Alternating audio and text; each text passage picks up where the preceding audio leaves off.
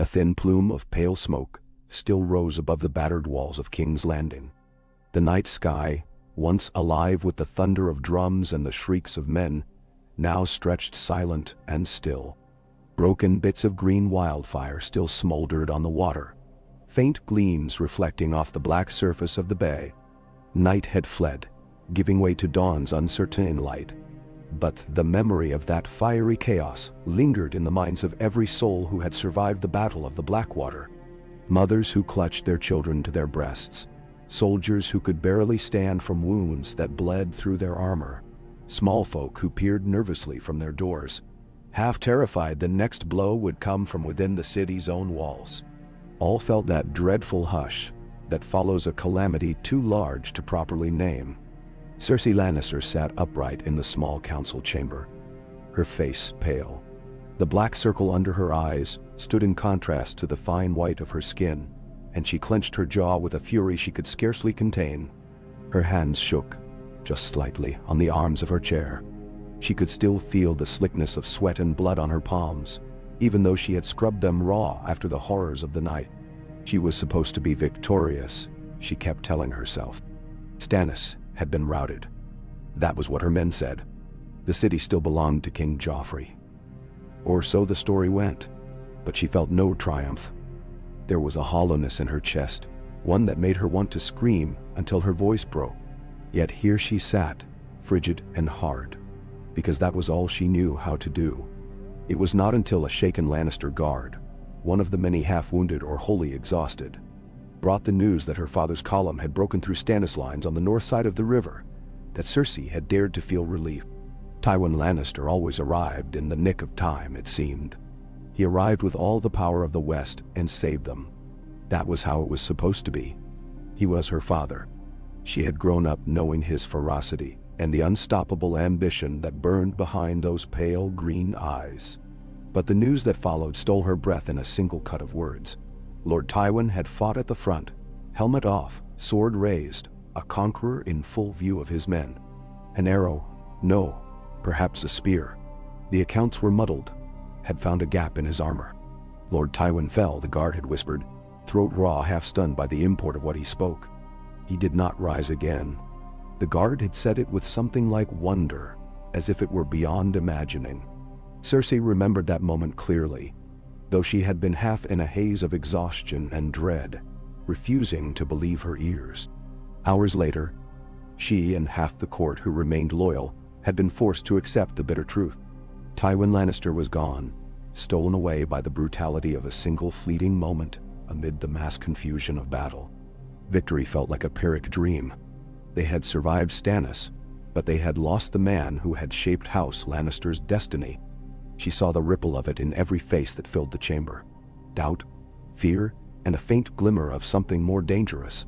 That was the realm Tywin left behind. In the still gloom of the small council chamber, not all the chairs were filled.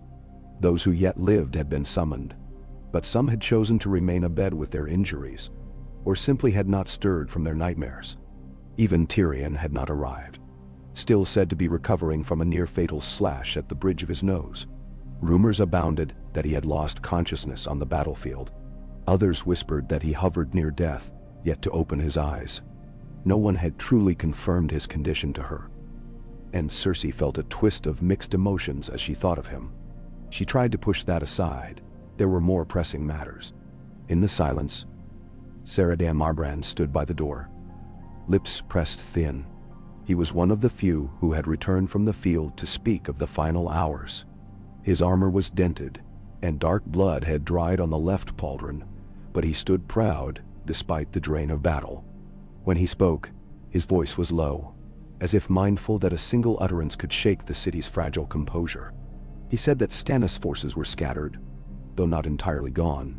The remainder had melted away into the countryside, or taken such ships as they could capture. Many had died on the water.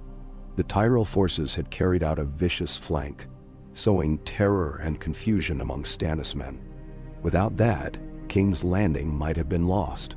But indeed, the Tyrells and Lannisters had triumphed. At what cost? Marbrand lowered his head.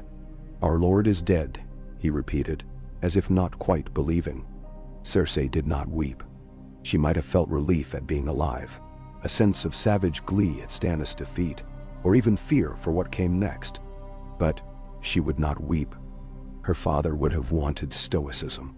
If she closed her eyes, she could almost feel him stepping into the room, that cold regard that had filled her heart with both pride and dread. He had told her, time and again, that tears were not for them. They were Lannisters. Tears could be spent in the privacy of a bedchamber, or not at all. She was not sure how long she sat there, staring at a map that Tyrion had once pinned to the table. The flicker of torches made shadows that loomed large over Westeros' shape. Something in her chest felt small and hollow. Outside, the city still reeled. The streets in Flea Bottom had been churned to mud by the passing of soldiers' boots. The old pyres of the wildfire's victims still smoldered. The victory bells had rung for a time, but now all was eerily hushed. The small council chamber seemed a tomb. At last, Cersei rose, sliding her hands down the front of her gown as if smoothing away wrinkles. "My father's body," she demanded. Her voice carried in the stillness no trace of the fear that nipped at her stomach. She would have his body if it cost the last of the city's men. A Lannister does not simply vanish into the battlefield like a nameless foot soldier. Marbrand inclined his head, regrets etched in his eyes. "He was taken from the field, my lady. My queen regent," he corrected swiftly, though it cost him some tension in his brow. "The men placed him upon a shield. It happened near the banks of the river. They say that." He struggled, as if the words were a lead weight. "They say Lord Tywin did not speak at the end. The blow took him clean, a wound through the lower throat. He likely never had time to feel pain." Cersei fought a surge of bile in her throat. She needed to hear no more details. "He is here?" she asked. "They are bringing him, your grace. It will be this morning, I suspect." She nodded. Her father would be laid in state in the Great Sept. She decided then and there, though the chaos in the city might make that a precarious affair. But even in war, House Lannister had the right to honor its dead, and Tywin Lannister, the mightiest lion of the West, would have a funeral that would echo down the years. Yes, she thought, even if the realm falls to ashes, we will have that. The hours that followed felt unreal. The watchers from the castle windows saw the disarray of thousands of men, Tyrell bannermen, Lannister soldiers, and those from smaller houses who had flocked to either side, slowly merging into a single ragged crowd outside the gates. The battered remnants of Stannis' host lingered only as corpses on the roadside, or in cramped cells if they had been taken alive. Inside, the small folk cowered in terror, uncertain whether another wave of bloodshed would follow. The name Tywin Lannister had struck as much fear as admiration in the city, for Tywin was the man who had orchestrated the last sacking of King's Landing. Now his shadow hung like a pall. Rumors spread from tavern to alley. "He's dead. The city has no strong hand on the helm. Will the Tyrells turn on us? Will the city burn?" The gossip had no clarity, only dread. Soon enough, armed men carried the body of Tywin Lannister through the city gates. Cersei awaited them in silence, her posture ramrod straight in the courtyard. Her ladies-in-waiting hovered in a half-circle behind her, each subdued, eyes flicking with fear. Soldiers shuffled aside, heads bowed. No one dared speak, not even the ones who had known Tywin all their lives. Cersei's gaze found the rough shape of her father's form on a wooden litter, draped in a red cloak embroidered with the golden lion of Lannister. There was blood on the fabric, dried black now. She took in the pale cast of his face, the set of his mouth, the brutal finality that death had bestowed on those once keen eyes. She wanted to scream at him, to shake him awake, to demand that he not abandon her. Her father had always been so present, so strong, so inevitable. Now he looked strangely small. She did not cry. She would not let herself. Instead, she turned to the knights who had borne him in. She recognized a few. Men of the West, sworn to Lannister loyalty. They all looked shaken. They waited on her instructions as if they were children newly orphaned. With a breath, Cersei found her voice. "Take him to the Great Sept," she commanded. "We will have a vigil tonight. And if there are any left in this city who still know the Seven's prayers, let them come." It felt important to do it immediately. Perhaps she was driven by some strange urgency in her blood that demanded everything be done in proper order, else the entire city unraveled before her very eyes. They obeyed. Silence reigned as the men carried Tywin's body past her, across the courtyard, and through the stone archway that led to the streets. She followed. The clatter of hooves and the shuffle of soldiers parted before her. Over the last day, the city had stood on a knife's edge. Victory within sight, though the cost had been steep. Now, that edge threatened to cut them all. She could sense the tension among the watchers. Joffrey was still king, but Joffrey was a boy, and he was no Tywin. The Queen Regent was formidable, but also known for her caprice and quick temper. Tyrion was rumored to be gravely injured, a man that half the city hated for reasons they barely understood. How long would this new order last? Cersei let these thoughts swirl in her head without forming them into a plan. She knew she must keep the Iron Throne secure and the alliance with the Tyrells intact. Margaery Tyrell was soon to be betrothed to Joffrey, if not already. That needed to be seen through. They needed Highgarden's bounty to feed the city, now more than ever. Tywin's death changed all calculations, but the betrothal must stand. Without the Tyrells, King's Landing would starve within a moon's turn. And if that happened, no number of Lannister swords would keep this populace in line. She was alone in her father's place, and every instinct told her to cling to the alliances he had forged in the hours before his death. She walked on, placing her feet carefully, as if treading on fragile ground. Outside the great septi, the air was thick with the char and stench of bodies thrown onto funeral pyres. The war had not allowed them time for gentle burials. Yet, Tywin would be spared that fate. He would be laid out in gilded splendor, incense burning around his bier. King's father, though he was not a king himself. But who could deny him that honor? Every soul who beheld the sight would remember it. Near the doors of the sept, she was met by Sir Loras Tyrell. He inclined his head in a respectful bow. "My lady, my Queen Regent," he said. Cersei eyed him, thinking how young he looked, how smooth his face remained despite the rumors of his legendary prowess on the field. She remembered seeing him from a balcony, clad in bright armor that caught the sun, charging through the fray. He looked like a figure out of a song. He had, no doubt, made himself a hero in the eyes of the small folk. But at the moment, she had no taste for ballads. She gave him a nod, curt, but pointed. If he took offense, he did not show it. "Sir Loras," she said, "my father's body is to be prepared for the vigil." "Yes, your grace." "House Tyrell grieves your loss. There can be no question. Lord Tywin was a pillar of strength for the realm." Words, polite words. But she latched onto them. "House Tyrell will not forget what was promised," she said, softly but distinctly, so that he would know the weight of her meaning. "We shall have the wedding when the city is ready to celebrate again. Until then, we must mourn." He gave a solemn nod. "My lord father and grandmother, they will pay their respects as well." His voice faltered just a little.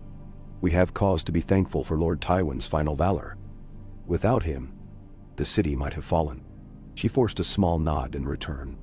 "It did not," she said, "because of your help as well." She almost gagged on the words, but she spoke them, remembering her father's counsel. Keep the Tyrells close, or risk losing everything. Some part of her bristled at the idea that these rose-bedecked lords could have any hold over the Lion, but that was the new reality. She would endure it.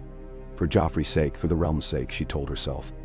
But truly, it was for her own sake, for if King's Landing starved, if the Tyrells withdrew, Cersei's hold on power would shatter. She let Sir Loras pass inside, and then she followed the men carrying Tywin's body into the wide hall. In peacetime, the septi would have glowed with soft colored light from stained glass windows, tapestries, and polished marble floors. Now, everything stank of smoke, and shattered glass littered the edges of the floor from some stray projectile that had struck the domed roof during the battle. The men set the litter on a slab of cool marble. Septons in gray and white robes floated in, eyes lowered, hands clasped. Cersei instructed them, curt and precise, on how Tywin must be prepared. She left no detail to chance. Flowers for the scent, fine cloth for the wrappings, a chest of oils and spices from the Red Keep's storerooms. No, there would be no half measures here. As the Septons began, she found her eyes locked on her father's face. She had seen him many times in her life, always so grim, so determined.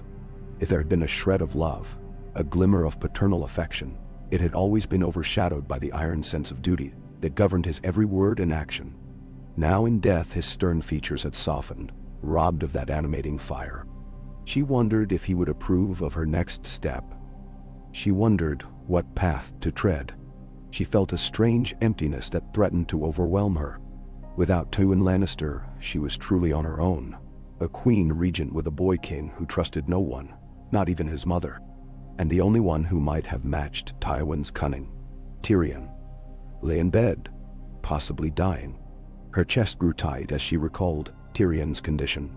She despised her younger brother, but he was still family, and cunning was exactly what she needed now. The city was not safe from its enemies. It was not safe from itself.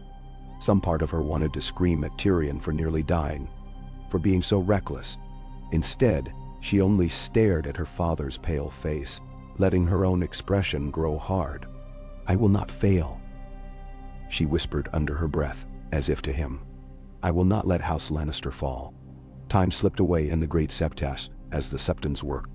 Their chanting rose in soft waves, echoing among the high vaulted ceilings.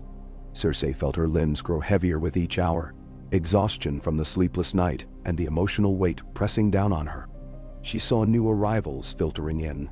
Soldiers who had served Tywin, bannermen from the Westerlands who managed to find their way to the Sept to pay their last respects, and a few highborn lords from other houses who had not yet departed King's Landing.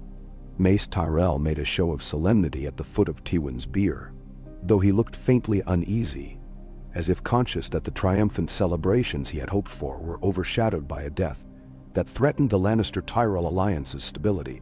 Cersei did not move. She scarcely blinked at Mace. She merely observed. She watched the flicker of the candles, the rustle of the Septons' robes, the bowed heads of soldiers who came to kneel. She felt her mind drifting, combing the labyrinth of her father's final actions, trying to glean what threads of power might remain for her to hold. Tywin had called upon the Tyrells, had orchestrated their arrival in the city's darkest hour. He had died in the midst of victory, leaving that alliance half-forged. There must be more. The Lannisters did not rise to power through battlefield prowess alone. There were always contingencies, always debts, always bargains. Somewhere in Tywin's wake, there might be letters, promises, arrangements Cersei could use. She had to find them to hold the realm together long enough to cement Joffrey's reign. She would do it. She must. She caught herself dozing once or twice, the chanting lulling her to near sleep. But the images of wildfire in her father's blood kept shocking her awake. Each time, she nearly jolted upright, scanning the dim space as if expecting to see Tywin standing behind her, glowering. The night felt endless. When the vigil at last drew toward morning, she realized that the hours had slipped by unheeded. Dawn light crept through the battered windows. The smell of incense hung heavy in the air. Word reached her then that Tyrion had stirred, though faintly, in his chambers. He had asked, in a croaking whisper, how the battle had ended. He had been told of Tywin's death. Word was, he fell silent after that, though no one knew if it was from grief or the pain of his wounds. Perhaps a bit of both. Cersei sent a curt message that she would visit him soon, and that the maester should see he was not harassed by unnecessary visitors. But she did not leave the Sept yet. Her reason was partly a sense of duty, partly fear. Fear that if she left her father alone, it would be like admitting he was truly gone. She had always believed that Tywin Lannister protected them all, a bulwark against the chaos of the world. If there was chaos in the city, Tywin would quell it. If there were enemies, Tywin would destroy them. Now, that might fall to her. Perhaps it would be easier if she refused to leave his side. But she knew that was not an option. At length, she rose, stiff and unsteady on her feet. The Septons and a handful of mourners remained, but the crowd was thinner in the early morning than it had been in the night. She looked upon her father's unmoving form. They had cleaned his wound as best they could, but it was still faintly visible, a dark line at the base of his neck. His skin seemed waxen, like a statue. She inhaled and closed her eyes for a moment, recalling his face in life, that unyielding stare. Then she turned away and walked out of the great sept into the brightening day. King's Landing was alive with tension. Cersei could feel it in the glances people cast her as she passed. Guards saluted more stiffly than usual, their faces guarded. Servants scurried as if fearful that the slightest misstep would see them thrown to the wolves. The small folk who had gathered in the streets watched her with wide, frightened eyes. She walked with her chin high, a shimmer of bitterness in her, remembering the humiliation of walking these same streets before. Pelted by rotten fruit. That would not happen again if she had any say in it. The gold cloaks lined the route to the Red Keep, vigilantly present. Yet their loyalty had been tested in the battle, and she wondered if the city watch might fracture if the threat of Tywin's wrath no longer hung over them. That was the question that beat at her mind, over and over. How many had truly sworn fealty to the Lannisters? And how many had feared the old lion so much they dared not defy him? By the time she reached the Red Keep, her legs ached, and her head buzzed with the need for rest. But instead, she summoned every scrap of composure and swept toward the royal chambers. She wanted a moment to see Joffrey, ensure that he was suitably contrite about his grandsire's demise, or at least to see if he comprehended the gravity of their situation. She did not expect heartfelt sorrow from him. Joffrey had never been a gentle child, but she needed him to understand that Tywin's death meant he must be more careful, more kingly. She could almost hear her father's voice in her ear. Keep the boy on a leash if you can. But Joffrey was not in his chambers. She found only a handful of Lannister guards and a few ladies who said the king had gone out, possibly to the courtyard, speaking of awarding honors to some of the knights who had fought in the battle. Cersei almost snarled at the thought of Joffrey playing the magnanimous king while his grandfather's body lay cold in the sept, but she did not chase him. Instead, she made for Tyrion's chambers in search of something resembling a guiding mind. The corridors held an oppressive hush. A handful of castle staff passed with quick bows or curtsies. She ignored them, her footsteps echoing on the stone. When at last she reached the door to Tyrion's room, she found Bronn, Tyrion's sellsword, leaning against the wall with one hand on his sword hilt. He wore an aloof expression, giving a half bow at Cersei's approach. She glared at him, but in truth, she was grudgingly grateful that someone remained to guard her brother. Tyrion's cunning might be their best hope at stabilizing the city. Or so she told herself. If that hope were to vanish, she would be left alone to outwit a court of schemers. "How is he?" she asked, not bothering with pleasantries. Bronn shrugged. "Oh, alive. I'm no maester, but he woke up a few times, asked for wine. Cursed when the maester wouldn't give it to him. That's a good sign, I figure. He's been mostly asleep otherwise." Nah. She pushed past him without a word and slipped inside. The room was dim, curtains drawn tight against the morning sun. Tyrion lay in a bed too large for his small frame, his bandaged head propped on pillows. The line of stitches along his brow and across the bridge of his nose gave him a monstrous appearance. His breathing was shallow. A single candle, on the bedside table, illuminated his pale features. The air smelled of herbs and ointments. Cersei edged closer, noticing the tension in Tyrion's clenched jaw. Wall. Even in sleep, it seemed, he was in pain. She stood there a long moment, uncertain how to begin. She realized they had never been close, never truly confided in one another. In many ways, she had hated Tyrion for most of her life, seeing him as the twisted dwarf who had killed their mother in childbirth. But now she needed him, just as he might need her. The very thought made her insides coil. He stirred, groaning. She watched as his eyes fluttered open. He squinted up at her. For a moment, he looked confused, then comprehension flickered. He tried to speak, but it came out a ragged croak. At last he managed. "So, not even a day passes before you come to gloat?" Her lips tightened. "I am not gloating," she said softly but firmly. "I came to see if you could talk sense." We have lost father." A tremor passed through Tyrion's expression. She watched carefully, trying to read him. He had always guarded his feelings behind sarcasm and wit, but this struck deeper. "So the rumors are true," he said at length. "I'd hoped. Perhaps it was a mistake." He exhaled, eyes drifting to the ceiling. "How?" She explained in clipped terms. An arrow or a spear, accounts varied, but it ended in the same way. Tywin was gone. Tyrion let out a long, shuddering breath. He did not rail or weep. He merely lay there, looking older and more worn than she had ever seen him. Then his gaze slid back to her. "Who rules now?" Cersei squared her shoulders. "Joffrey is king. I am queen regent. But this city is in chaos, Tyrion. The small folk are half-starved, half-terrified, and we rely on the Tyrells for supplies and coin. Father was the linchpin of all these plans and alliances. Now that's gone." She paused, letting the words sink in. "I need your mind. I need your cunning." He laughed, a short barking sound that ended in a cough. "Did you strike your head in the battle, sister? You need me." She bristled. "Do not mock me. We're past that. This is bigger than our petty quarrels." A silence passed. Tyrion closed his eyes. She wondered if he would refuse, if he would punish her for all the slights. But after a moment he murmured, "King's Landing is not stable, not even with the Tyrells. The people feared father. That fear kept them in line. They do not fear you as they feared him. The Tyrells will have demands and they will push for them. And if they don't get what they want, they may well withdraw. Meanwhile, the other lords who despised father might think this is their chance to carve out their own piece of the realm. You'll need to consolidate power quickly." "None power."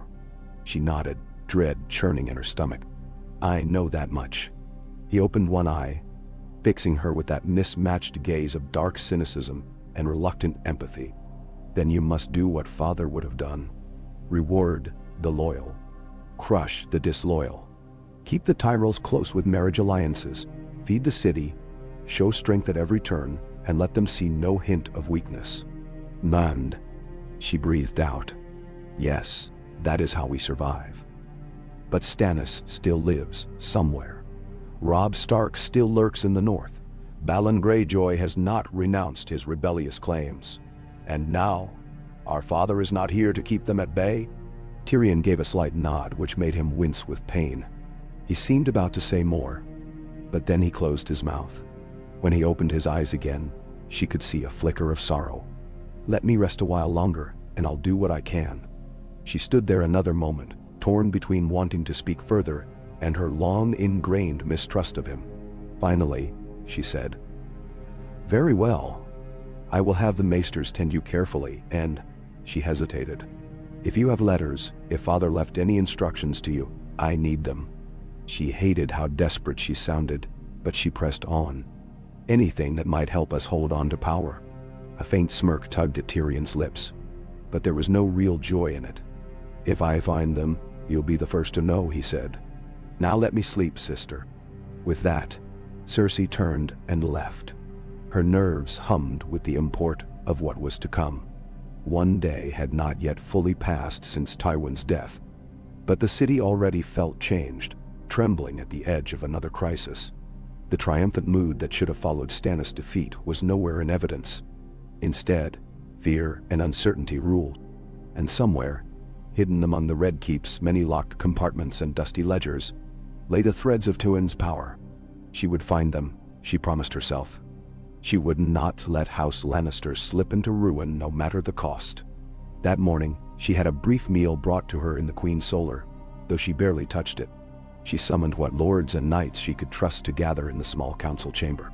She had to reassert control, to plan for the funeral rites, for the next steps in ensuring King's Landing's future. Sir Kevan Lannister, Tywin's brother, had returned from the field with news of the troop's status, battered though they might be.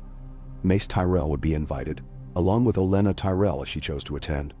The rest of the small council, Grand Maester Pycelle, Pettier Baelish, Varys, even if that spider was lurking in the shadows, would be expected to show their faces, or send word of their readiness to serve the crown. She needed to show that the monarchy still stood firm.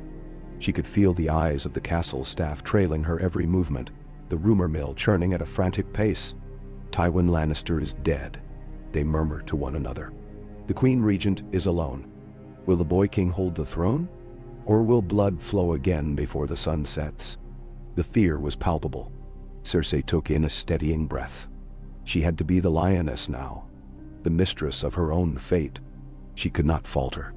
By the time she settled in the small council chamber, the table strewn with lists of provisions, rosters of surviving knights, and scribbled accounts of the realm's finances, she could feel exhaustion threatening to drag her down. But she planted her hands on the table, standing rather than sitting, because she refused to appear meek in front of the stragglers who had arrived early. Pycelle and 2 lesser courtiers in tattered finery. Pycelle blathered about how tragic Tywin's passing was, and how the city owed him a debt of gratitude, but Cersei only half heard him. She was imagining how to handle Joffrey's coronation ceremony anew, how to expedite the marriage to Marjorie, how to muster the gold necessary to keep the royal household afloat. Every detail pressed upon her mind like a weight. She was still lost in those thoughts when Petyr Baelish entered, wearing a small, sympathetic smile, a practiced expression that infuriated her. He spoke all the right words of comfort, but she knew better than to trust him. Yet he was invaluable. Littlefinger had the connections, the cunning, and the coin. If properly harnessed, he might be turned to her advantage. But she must tread carefully. She forced a thin smile in return, addressing him with courtesy. "You have my condolences, Your Grace," he said, voice low and soothing. "A great pillar of the realm has fallen. We must all work twice as hard to hold up the roof, must we not?" She inclined her head. "That we must." They spoke of finances. She demanded an accounting of the crown's debts and the immediate needs of the city. Fresh shipments of grain, the rebuilding of walls battered by the siege, the cost of hiring sellswords to bolster their depleted ranks. Baelish had a ready list of suggestions, each one couched in a sly tone that made her skin crawl. But she listened, forcing her mind to weigh each proposition. Tywin had once said, "Petyr Baelish wants to rise higher than his birth should allow. Keep him on a short leash, or he'll climb over our corpses." That had been Tywin's private warning long ago, shared in a rare moment of frankness with his daughter. She would remember it. The hours stretched on. More arrived. Lord Mace Tyrell, puffed up with his sense of importance yet subdued by the solemn occasion, and the Lady Olenna, who wasted no words in calling the death of Tywin a damnable inconvenience. Her frankness made Cersei's jaw tighten, but she forced civility. Olenna was ancient but sharp as a dagger. The Tyrell matriarch could be an ally or a mortal enemy. Cersei spoke calmly about how their families must join together to keep the peace. Mace Tyrell was quick to nod, voicing agreement, but Olenna's gaze was more penetrating, as if measuring how vulnerable the Lannisters truly were. Cersei fought the urge to snap. The tension made her head ache. At last, as the day wore on, news reached them that Joffrey was bestowing knighthoods in the courtyard. Cersei struggled not to show her annoyance. The city reeled from the battle, and their beloved savior Tywin lay dead, but Joffrey wanted to parade about as a generous monarch. Perhaps it was not all bad, for the men who had fought bravely might appreciate the recognition. Yet she sensed the emptiness of such a pageant. A wise king would have led the city in mourning, assured the common folk that stability endured. Instead, Joffrey crowed about his victory. That was who he was. She sent word that the king must attend a council meeting by the next morn at the latest, though she doubted it would do much good. Then she returned to the lists and rosters, trying to glean how many men were left to hold the walls. How many archers had survived? How many ships remained in the royal fleet? It was a grim business. Her father's imprint was everywhere, in the margins of these documents, in the orders he had given. She found her chest tightening whenever she saw his handwriting. She pushed the emotion down. There would be time enough to grieve if she survived this next storm. Eventually, she decided she must check on the preparations for Tywin's funeral. The Septons would keep vigil for another night, but soon the body must be placed on display in the Great Hall, or the Sept, for the official mourning. Mourning clothes would be mandatory for the court. She wanted black and red banners hung from the keep's parapets, a subtle weaving of the house colors, perhaps to remind the city that the Lannisters still held the power here. Yes, she would plan it down to the smallest detail, controlling every aspect as best she could. That was what Tywin would have done. As dusk settled over the city, Cersei at last allowed herself a moment of solitude, dismissing the attendants and courtiers who hounded her with questions. She stood alone on a narrow balcony overlooking the yard. She watched as a new batch of refugees from the outskirts approached the gates, seeking shelter. The city was bursting with displaced souls, and without Tywin's iron will, many would doubtless turn desperate, turning to theft or violence. Her father had once told her that the common folk must either fear their rulers or love them, or both, if possible. She did not think King Joffrey had earned their love. That left fear which might be precarious without Tywin to inspire it. The sun dipped low, painting the sky in bruised shades of purple and orange. Another day had passed since the victory that felt so hollow. Cersei forced herself to take a breath, to remember that she still lived, her children still lived, and the city did not burn. For that, she could be thankful. But the memory of her father's corpse haunted her, reminding her that everything now rested on her shoulders. When she closed her eyes, she saw the flash of green wildfire, the swirl of ash in the air, and the flicker of a single arrow or spear striking Tywin. One moment of fate had undone so many years of planning. She would not let that moment undo House Lannister. She was the Golden Lion's daughter. She would not fail. Yet in her heart, she knew the game had changed, and her father's shadow no longer loomed to protect them. The battles ahead would be fought with words and gold and cunning, as surely as with swords. And she stood alone at the center of it, trying to don Tywin's mantle without letting anyone see how it dwarfed her. Night fell fully, and she remained there unmoving, letting the hush of the dark settle over the Red Keep. The pale moon rose above the spires, casting silver light on the city walls. Somewhere in the distance, a dog barked. On another night, she might have found the hush peaceful. Tonight, it felt ominous. Cersei Lannister lifted her gaze to the starlit sky, and in her mind, she mouthed the vow that had shaped her life. A Lannister always pays his debts. Now she owed a debt to her father's memory. That House Lannister would remain supreme, no matter what challenges lay ahead, no matter who threatened their hold on the realm. For Tywin, for her children, for herself. She stood in silence a moment longer, listening to the wind. Then she turned and went inside, summoning her ladies and her guards. There was work still to be done, a funeral to prepare, a wedding to plan, and a city to keep in thrall. The night was long, but she would not rest until she felt some measure of certainty. Her father had left a void as vast as the narrow sea. She would have to fill it, or drown in it. The candlelit corridors of the Red Keep stretched before her, and she walked them with a steady stride, refusing to let her fatigue show. Tomorrow would bring new trials. She would face them. She had to. There was no other choice. She made her way down the hall, into the flickering torchlight that guided her back to the Great Sept for yet another prayer vigil. Though she was not sure what she prayed for. The Seven had never felt near to her, but if they existed at all, perhaps they would favor the strong. And Cersei intended to be strong. The hour was late, the burden heavy, and the grief raw.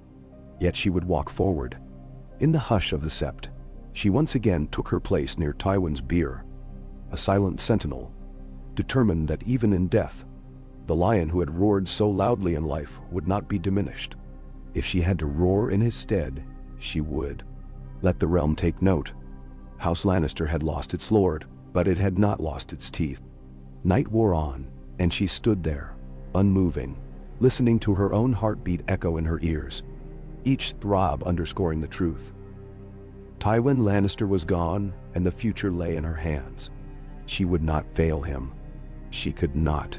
So she stood tall in the candlelight, and in the darkness behind her own eyelids, she saw green fire, silver armor, and a single deadly blow that changed everything. It was done. Now she would fight for the living, in a world suddenly without Tywin's iron will, forging her own shape from the furnace of war. Let them all come. She was ready to face them, even if she stood alone. King. Night settled over the Red Keep like a fine black veil, lending a hush to the corridors. Servants moved in subdued haste, carrying trays of simple food for those still awake, or steaming kettles of broth and tea for the wounded. The Battle of the Blackwater had ended barely 2 days prior, but the city's exhaustion carried a weight as palpable as any thick fog. Within the great seeptee, the candles burned low around Lord Tywin Lannister's bier. Septons kept a steady chant, the soft, droning words of their prayers weaving in and out of the hush, like distant waves lapping at a shore. Cersei, who had not left the sept for many hours, lifted her gaze to the carved statues of the seven towering above. She studied the marble features, the warrior's stern visage, the mother's gentle expression, the maiden's innocence, and so on. They glowed in the candlelight like silent witnesses. She felt a sudden urge to laugh at the absurdity of praying to these unmoving statues. She was tired beyond bearing. Yet she could not bring herself to leave her father alone in the gloom. Even if the seven watched, their gazes held no warmth for her. At last, she rose from the bench where she had been perched for what felt like an age. The shadows of her slender form swayed over the polished stone floor. 2 Lannister guards waited by the archway, men of the West who had known Tywin since their youth. Their grief showed only as a stiffness in their posture, a quiet refusal to meet her eyes. She did not speak to them as she passed. The thick, double doors of the sept beckoned her onward, and she slipped through. Outside, the air struck her as raw and cold. Though it was not truly the winter chill, summer had not yet ended. The tension in the city's walls seemed to stifle warmth itself. A year of gaunt old women huddled by the steps, murmuring a prayer of thanks that the war had not taken them too. They looked up at the Queen Regent with wide, watery eyes, but Cersei spared them no word. She had no blessings to give. Back within the Red Keep, she discovered that the corridors were not entirely empty. Here and there, clusters of courtiers, soldiers, and servants crouched in whispering conversations, each group carrying its own tapestry of rumors. At her approach, they bowed or curtsied, then glided away like minnows fleeing a larger fish. She did not try to speak with them, for what could she say that might ease their fear? Even if she wished to console them, she did not have that gift. She thought of Tyrion, lying in his sickbed, battered but alive. In the many hours since her visit, she had received only 2 short updates. His fever had lessened, and the wound across his nose was healing well. The Maester believed he would recover in time. She should have felt relieved, perhaps grateful that the gods or fate had spared him. Instead, she felt only a grim acceptance. Tyrion was the only one left among her kin who possessed a mind sharp enough to help her hold the realm together. She wondered at how the game had shifted. Once she had wished him gone, but now she awaited his recovery with an almost feverish intensity. At the far end of a hallway, she spotted a figure in red armor. Sir Balon Swan, a member of the King's Guard. A tall, fair-haired knight, he spotted her at once and approached with a respectful bow. The motion revealed a slight stiffness in his side, no doubt an injury from the battle. "My queen," he said softly, "I am glad to see you well. The hour grows late. Can I escort you to your chambers?" She paused, measuring him. "I have no need of an escort. I have business to attend to still." She hesitated, then decided a question might be worth asking. "Has the king retired?" Sir Balon inclined his head. "He has, your grace. He spent the day overseeing the awarding of honors to loyal knights, then returned to his chambers with Sir Meryn and Sir Osmond. Lord Tyrell's men were invited to witness the ceremony."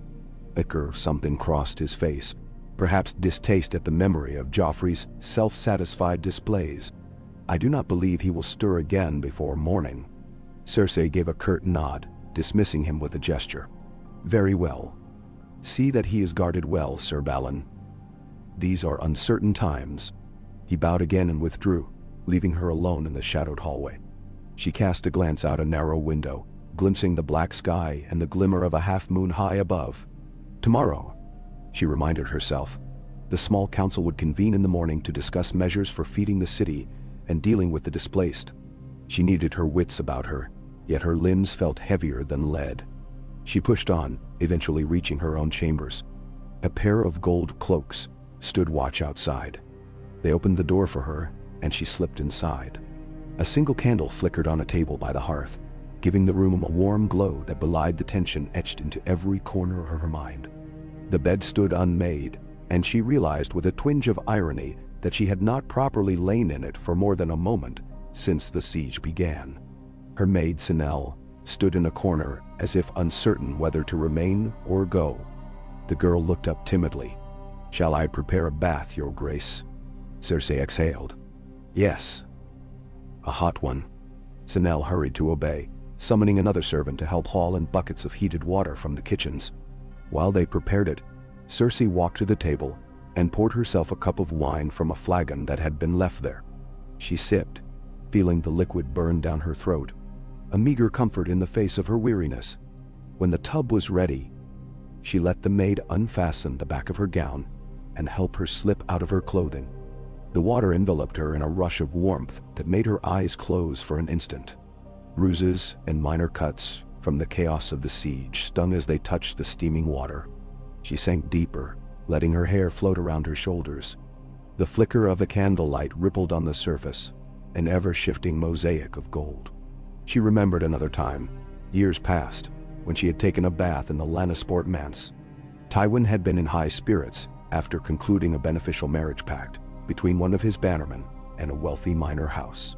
Cersei had been a child then, overhearing the talk of how her father had meticulously negotiated every detail. That memory brought a fresh ache to her chest. Tywin's face rose unbidden to her mind. Those cold, calculating eyes, the tight press of his lips when he was displeased. She recalled how, even then, she had both feared and admired him. She had told herself she would never let him see her as weak, not even when she was a young girl. Now, he was gone. She opened her eyes, remembering where she was, and forced the sorrow away before it could catch hold. When at last she stepped from the tub, the water had grown tepid. Sinel helped dry her, then wrapped her in a robe of fine crimson linen. Another servant brought a covered dish of supper, some simple bread, boiled eggs, and a thin stewed yoite. Cersei glanced at it without appetite. Nevertheless, she forced herself to eat. She would need all her strength in the morning. She dismissed her servants with a wave of her hand, wanting solitude. They left quietly, taking the tub and the soiled water with them. Only the glow of the single candle remained, casting soft shadows on the walls. She sat at the edge of her bed, picking at a piece of bread, letting her thoughts circle restlessly. She pictured the days ahead, the ceremony to honor Tywin, the official funeral, the speech that must be given, the alliances to be cemented. The Tyrells would expect some measure of pomp. Margaery would want to be shown as a gracious, soon-to-be queen, caring and magnanimous. But the Lannisters were in mourning. Balancing those demands would be a delicate task. And after that, the marriage must proceed. The city's belly was emptier than it had ever been, and the Tyrell harvests would determine whether the masses starved. She clenched her jaw. This was not how victory was supposed to feel.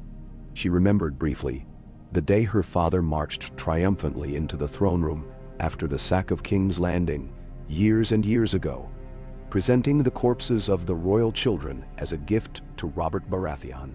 She had been too young to grasp the enormity of it, but she had felt the hush in the air, the sense that Tywin's power was absolute. Now that same hush echoed in her mind as she realized how tenuous her own hold might be without him.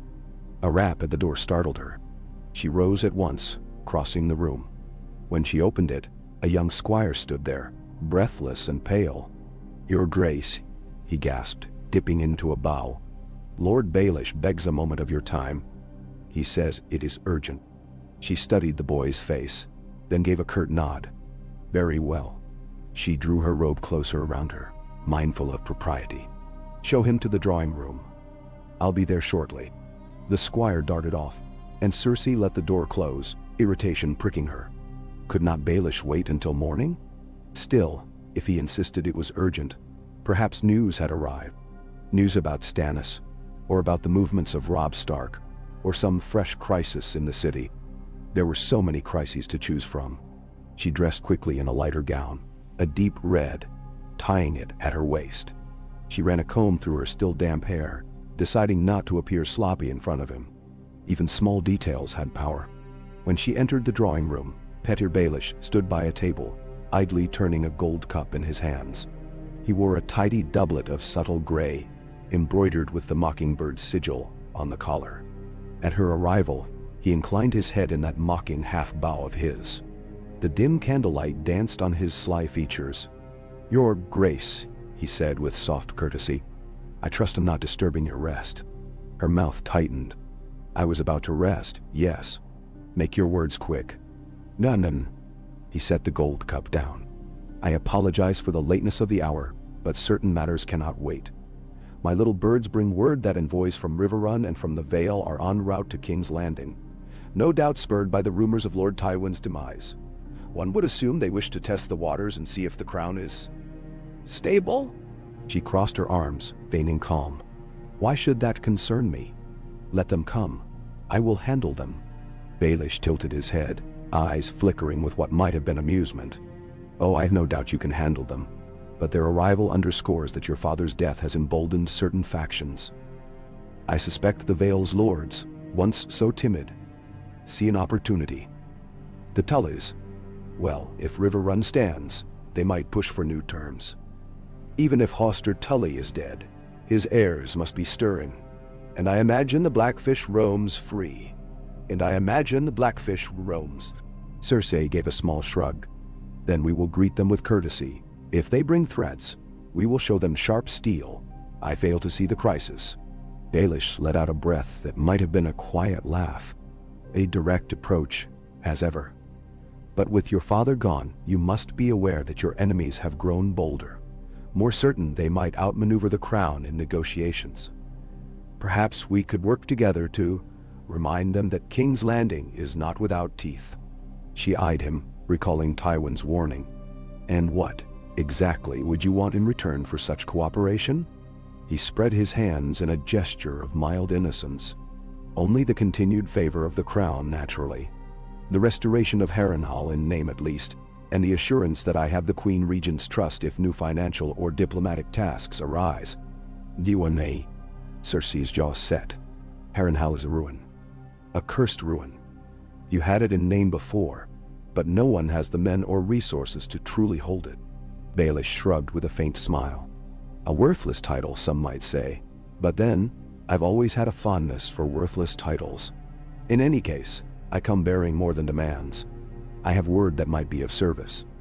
The Iron Bank of Bravos has begun sniffing around once more. They're displeased with the crown's outstanding debts. Lord Tywin, rest his soul, was the one who kept them at bay, promising timely repayments." "Nan," she could have screamed at the mention of fresh debts. "So they will come calling soon enough." "Yes." Baelish studied her face. "If the city starves, that's one crisis. If the crown defaults to the Iron Bank, that's another. Each crisis can be exploited by your enemies. I can help secure an interim arrangement. I've been known to coax a coin or two from foreign bankers before." Cersei let silence grow, stretching as taut as a drawn bow. She loathed needing him, but she could see a certain logic. Until she stabilized the crown's finances, the bank could undermine them by funding their enemies. The war was far from over. She had no illusions about that. Finally she spoke, her voice sharp. "Very well, Petyr. Send the bankers whatever messages or reassurances are necessary to keep them placated. In the meantime, you'll update me on every letter you send, every negotiation. Understood?" His smile was a practiced, courtly one. "Of course, Your Grace. I live to serve." She pursed her lips. "Is that all? For tonight, that is enough. I only wanted you to be prepared for the visitors soon to arrive. In uncertain times, knowledge is power. Now, if you'll excuse me, I'll leave you to your rest. The new day promises to be a busy one." She watched as he bowed, then slipped out of the room with barely a whisper of his footfalls. Alone again, she sank into a chair, forcing a long exhale from her lungs. All these petty lords and aspirants, swirling around like crows over a fresh corpse. How she wished her father were here to summon them to heel with a single cold glare. But that would never happen again. It was on her to stand in that place now. After some time, she managed to drag herself to bed. Her rest was fitful, her dreams haunted by fleeting images.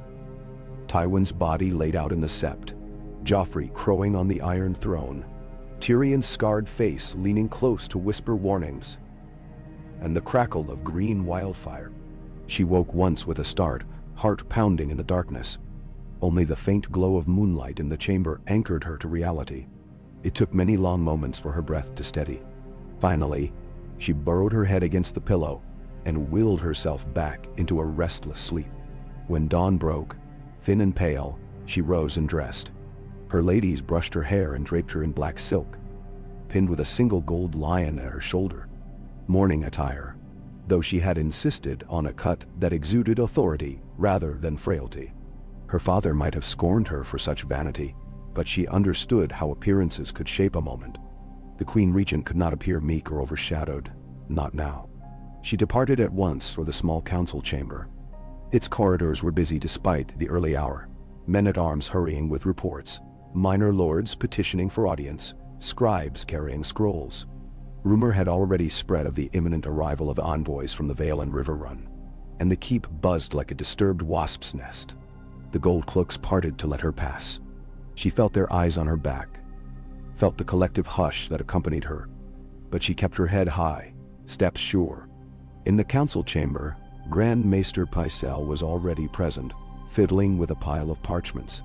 Lords Mace Tyrell and Kevin Lannister stood near one of the tall windows, speaking in low tones. Kevin, her uncle, turned at her entrance, giving a polite bow. He looked weary, lines etched into his face, and there was genuine sorrow in his eyes. For him, losing Tywin was both a personal and a political blow, though the personal might cut deeper. Cersei acknowledged him with a slight incline of her head. "Uncle." He murmured a greeting in return, then introduced Mace Tyrell. The Lord of Highgarden wore a doublet of bright green and gold, and despite the black band of mourning tied around his upper arm, he managed to exude a hint of smugness. He bowed effusively. "Your Grace, my sincerest condolences again for your father's passing. A great tragedy for the realm." She offered him a thin smile. "Yes, let us proceed." Baelish arrived next, as did Varys, the latter gliding in with silent steps. They all took their seats around the long table. The atmosphere crackled with unspoken tension. Tywin's usual seat at the head was conspicuously empty. More than once, Cersei caught the flicker of looks toward that vacant chair. She saw sadness in Kevin's face, curiosity in Baelish's, and a near perceptible relief in Mace Tyrell's. She wondered if each man believed himself equal to filling that space. Then she reminded herself, it would be her seat for now, if any seat could be said to belong to her. She did not sit at once, though. She stood behind the high-backed chair, letting her gaze sweep across them, feeling a quiet surge of determination. "We have much to discuss," she said. "The city remains in upheaval. The Tyrell harvest convoys must be arranged and invoiced from the Vale and River Run approach. Let us waste no time." At her signal, Grand Maester Pycelle began droning about the city's plight. The outer markets still recovering from the siege, the shipping lanes cluttered with half-burned wrecks, the mass of refugees pressing at the gates. He outlined the shortfall in available grain, which only the Tyrell shipments could hope to cover. Mace Tyrell seized that cue to extol the bounty of Highgarden, promising wagons of barley and wheat, as well as some measure of fresh fruit for the highborn tables.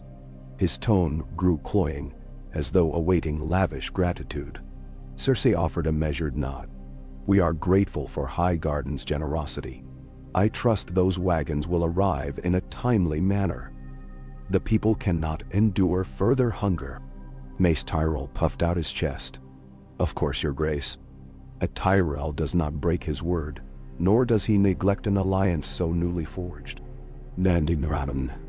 She swallowed a sharp retort, reminding herself that she needed him. "Good. As to the next matter, the envoys from River Run and the Eyrie. We will receive them with courtesy, but we must not allow them to sense weakness. Let them see that King's Landing is stable and the crown remains strong. even in mourning. Even in mourning. Kevin spoke, his voice subdued yet firm. Shall I greet them upon their arrival, your grace? Offer them guest rights, and direct them to your presence? She studied his face. Kevin was no Tywin, but he was steady, loyal, and fewer men in the court disliked him. That might be an asset. Yes, do so. Then show them the courtesy of a meal, but nothing extravagant. We must not appear desperate to please. She saw Baelish's faint grin. He was likely amused at her attempts to mirror her father's style. Let him grin. She would do whatever was needed. Next came discussions of the crown's finances, with Baelish presenting a rough outline of outstanding debts. The sums made Cersei's head ache. She forced herself to remain impassive as the totals were read. The city had borrowed huge sums for the war effort, and Tywin had promised partial repayment to the Iron Bank and other lenders. Now that he was gone, they would come knocking. Baelish proposed a short-term plan. Shift certain incomes from royal tariffs to cover immediate interest payments, then re-establish lines of credit with wealthy houses in the Reach. Mace Tyrell looked reluctant, though he did not openly refuse. He merely stroked his thick mustache and murmured something about requiring his own accounts. Cersei cut in with as much authority as she could muster. We will make certain arrangements. House Tyrell's assistance in securing new lines of credit would be appreciated, Lord Mace. She let a hint of ice creep into her tone. After all, we share a future queen-to-be. He nodded vigorously, perhaps reminded that his daughter's fortunes now tied him to the crown's well-being. Yes, indeed, your grace. We shall see what we can do. Varys listened in silence, offering only a mild comment about how a stable port and safe roads would encourage the flow of trade. He did not mention the chaos that had reigned in the city prior to the battle, nor did he speak of the common folk who might turn rebellious if things worsened. Cersei noticed with a flicker of irritation that Varys' eyes seemed fixed upon her with a too knowing gleam. The spymaster no doubt had 1,000 tidbits of gossip swirling in his head. She resented the notion that he might know more than she did about the undercurrents in the city. But for now, she merely filed away the thought. They moved on to the question of how to handle the funerary rites for Tywin. Kevin, voice thick, expressed a desire to take his brother's remains back to Casterly Rock for burial in the tradition of House Lannister. Cersei, torn between that tradition and the desire to stage a grand display of power in King's Landing, suggested a compromise. Hold a lavish funeral in the Great Sept for all the city to see, to give the court and the people a chance to pay respects. Then afterward transport Tywin's body west for final interment. The discussion turned delicate as each man voiced his preference, but in the end, Cersei's plan prevailed. She could sense that Kevin did not love the idea of keeping Tywin's corpse in the city, especially in these hot summer days that threatened to turn sour. But he recognized the political value, and so he bowed to her will. Pycelle cleared his throat. We might consider that the city's morale is fragile, your grace. A solemn procession could help calm them. Let them see that Lord Tywin's victory over Stannis was the final act of a grand life. Remind them that he died a hero, defending the realm. Ah, say. Cersei inclined her head, though her stomach churned at the hollow pang of hearing Tywin called a hero. He had been many things, but she doubted even he would have embraced that word. Still, propaganda had its uses. Yes, indeed. I want every banner in King's Landing to bear the Lion of Lannister until the funeral is concluded. The small folk will see and remember that Lord Tywin was their shield. Thus ended the main points of the meeting. As the men prepared to leave, Cersei halted Baelish with a raised hand. A word, she commanded. The others took that as their cue to disperse. Kevin lingered a moment, then bowed his farewell, leading Mace Tyrell out. Pycelle fumbled with his parchments, trailing behind. Varys offered a subtle smile and slipped away without a sound. Baelish turned to face Cersei, eyebrows arched. Yes, my queen. She let the door close behind the last of them. Only 2 guards stood at the far end of the room, out of earshot if they kept their voices low. You will arrange a meeting with the Iron Bank envoys when they arrive, she said, stepping closer, and I will attend, discreetly or otherwise, to ensure they see that the crown is not in disarray. Make certain they understand that their money is safer with us than with any other faction. He bowed his head. I shall see to it, your grace. She studied him, her green eyes hard. Good. Because if I find you've betrayed us, if you attempt to direct their coin elsewhere, know that I will not hesitate to see you lose everything you cherish. Banin. His expression did not change, but there was a flicker of calculation in his gaze. Then he offered a slim smile. I would expect nothing less from the daughter of Tywin Lannister. She dismissed him with a cold nod, watching as he departed with his graceful, cat-like steps. She exhaled, tension leaving her in a slow wave, only to be replaced by a deeper exhaustion. If the realm was to be stable, she had to watch each corner, each alley, each cunning player. There was little room for error. Outside, the morning sun was rising higher, chasing away the shadows. Already, the city below bustled with clashing sounds. Wagon wheels, blacksmiths' hammers, the bark of vendors. The aftermath of war had not halted life, though everything bore scars. She strode from the council chamber, ignoring the curious glances of a few minor lords who lingered in the hallway, waiting to snatch a word with someone important. She had no time for them now. She made her way to the royal apartments, hoping to catch Joffrey awake and ensure he was not planning some foolish spectacle. As she ascended a winding staircase toward the tower that housed the king's chambers, she recalled how the air had once crackled with Tywin's presence. Perhaps she had not loved him in the way a daughter should love a father, but he had commanded an unwavering respect. Now his absence felt like a gaping wound. She could not allow Joffrey to wander the halls unsupervised, throwing out commands that might unravel what little order remained. Yet when she reached the top of the staircase, she found the royal door guarded by Sir Meryn Trant, who inclined his head stiffly. Your Grace, the king is within, but, well, he's not in the best mood. Cersei brushed past him without hesitation. He can be in any mood he likes. I will see him. She entered to find Joffrey seated by a tall window, half-dressed in a rich tunic that bore the golden lion and stag entwined. He was fiddling with a crossbow that looked newly polished. Two young servants hovered by the opposite wall, each looking apprehensive. When Joffrey spotted Cersei, he stiffened, then forced a grin. Mother. Pet. She inclined her head. Good morning. I trust you slept well. He shrugged, turning the crossbow in his hands. The polished steel gleamed in the sunlight. Well enough, though I'm tired of all the weeping and moaning in the city. I wish people would simply realize we won. She suppressed a sharp retort, reminding herself to handle him carefully. The city was saved, yes. But there is more to war than victory celebrations. Men died. The small folk are hungry. And your grandfather. She paused, letting the words hang. He gave his life so that you would remain on the throne. Show some respect. His mouth tightened. She saw a flash of anger in his eyes, but he tamped it down. I know what he did, Mother.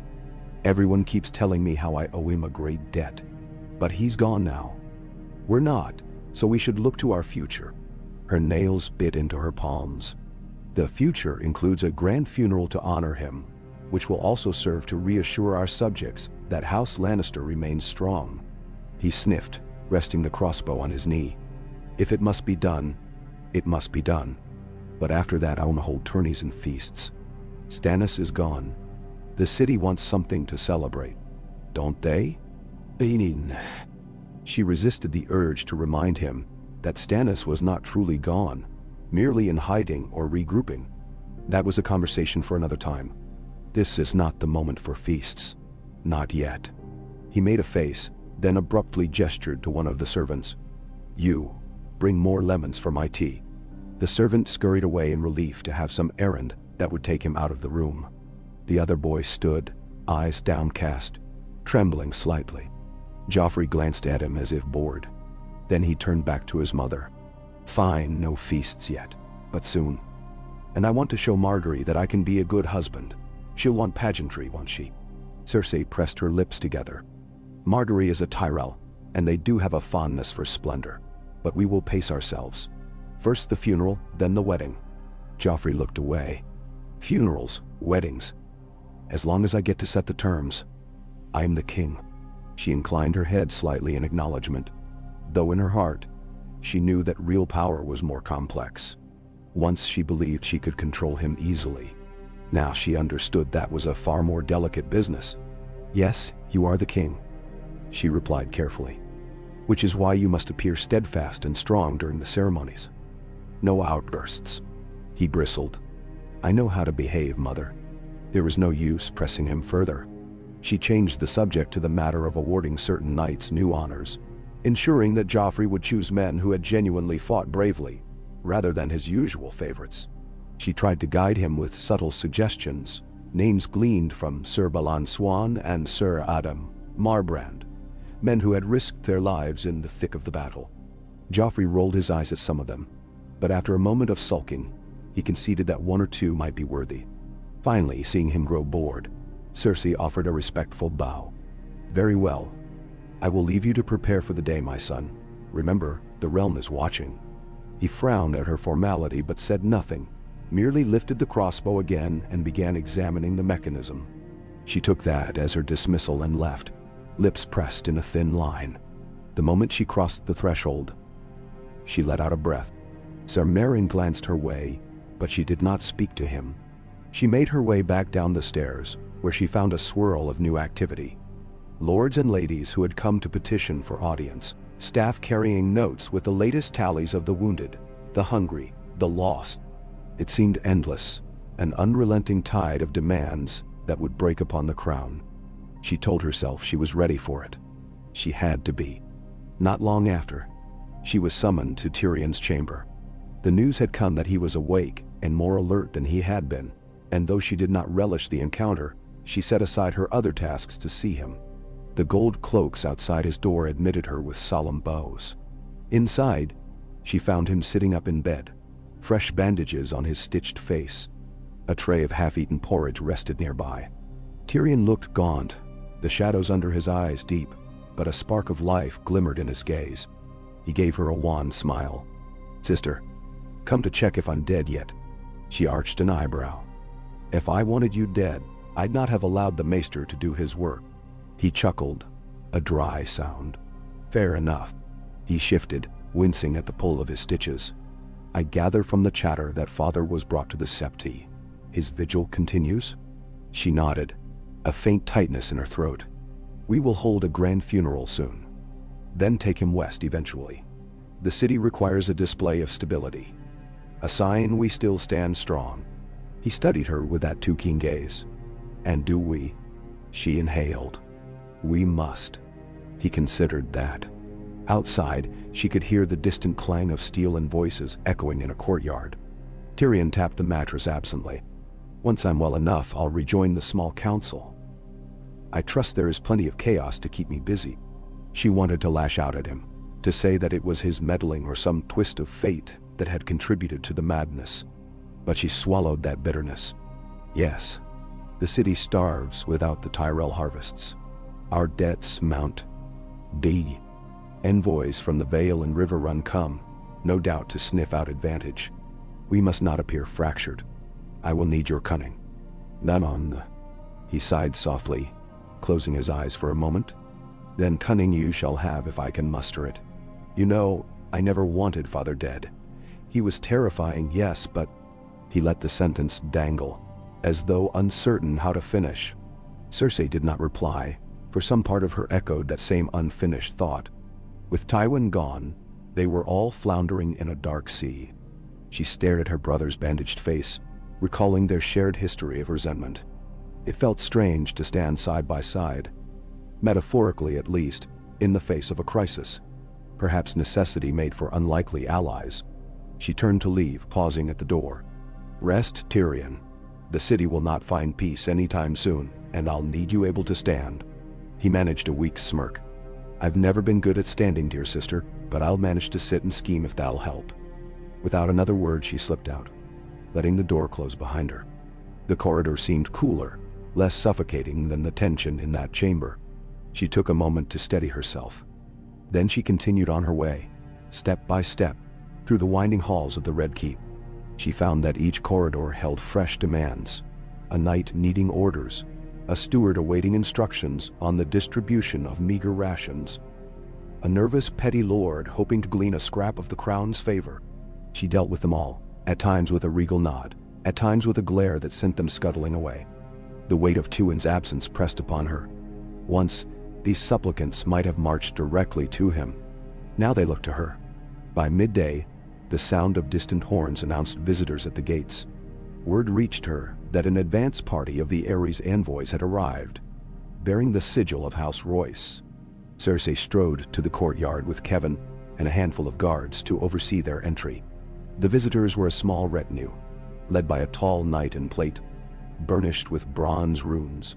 He dismounted and gave a stiff bow, introducing himself as Sir Lothar Royce, cousin to Jon Royce, guardian of the Vale's gates. He spoke in careful, courteous tones, offering condolences for Lord Tywin's passing and claiming to bear a message from Lady Lysa Arryn. Cersei's lips parted in a cold smile. She listened politely, stating that the envoys would be granted an audience on the morrow. Then she dismissed them with measured civility, instructing Kevin to see they were housed in the Red Keep under close watch. She could guess they wanted to discuss alliances, or perhaps to gauge Joffrey's weakness.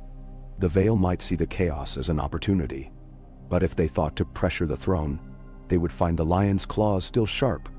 As the envoys were led away, Cersei felt a stirring of pride, a subtle current of confidence. She had not faltered. She had not cowered. She had met them head-on, wearing her black mourning gown and gold lion pin, regal and unyielding. Tywin's loss remained an open wound, but she would not bleed from it in public. She lingered in the courtyard for a moment, glancing over the high walls, the battered gate, the scorched marks from the siege. Soldiers were at work repairing what they could. Life pressed on, hammered into shape by necessity. A hot wind drifted in from the harbor, carrying the tang of ashes and sea brine.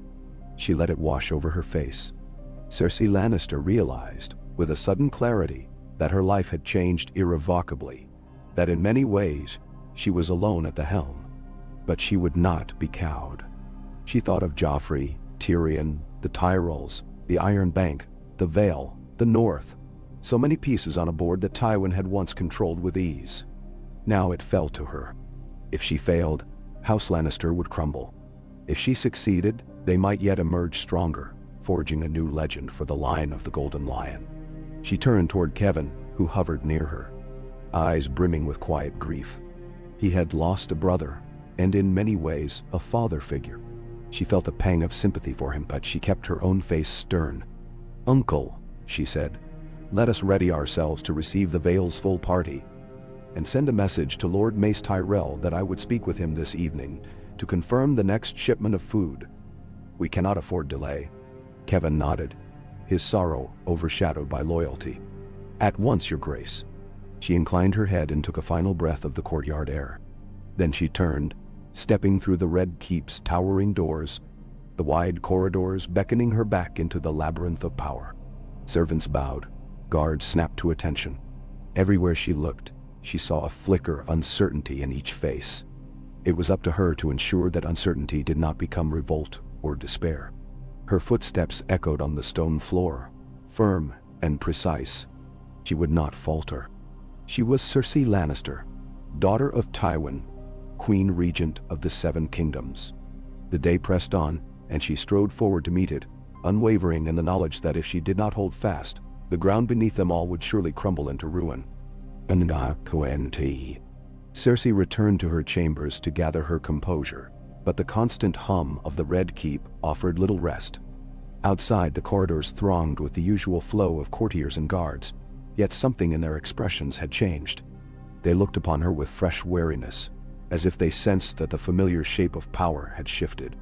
The knowledge of Tywin Lannister's absence spread through the castle, affecting every servant, every knight, every lord and lady who whispered behind closed doors. Even the ancient stone seemed aware of his passing, resonating with an uneasy hush when footsteps slowed. Cersei could almost hear her father's voice in those echoes, admonishing her to stand firm. When she entered her sitting room, she found two of her ladies, Dorcas and Sinel, awaiting her, each with folded hands and anxious eyes. They had laid out a selection of gowns in muted colors of black and gray, all meant to convey somber dignity. An unwelcome wave of exhaustion overtook her.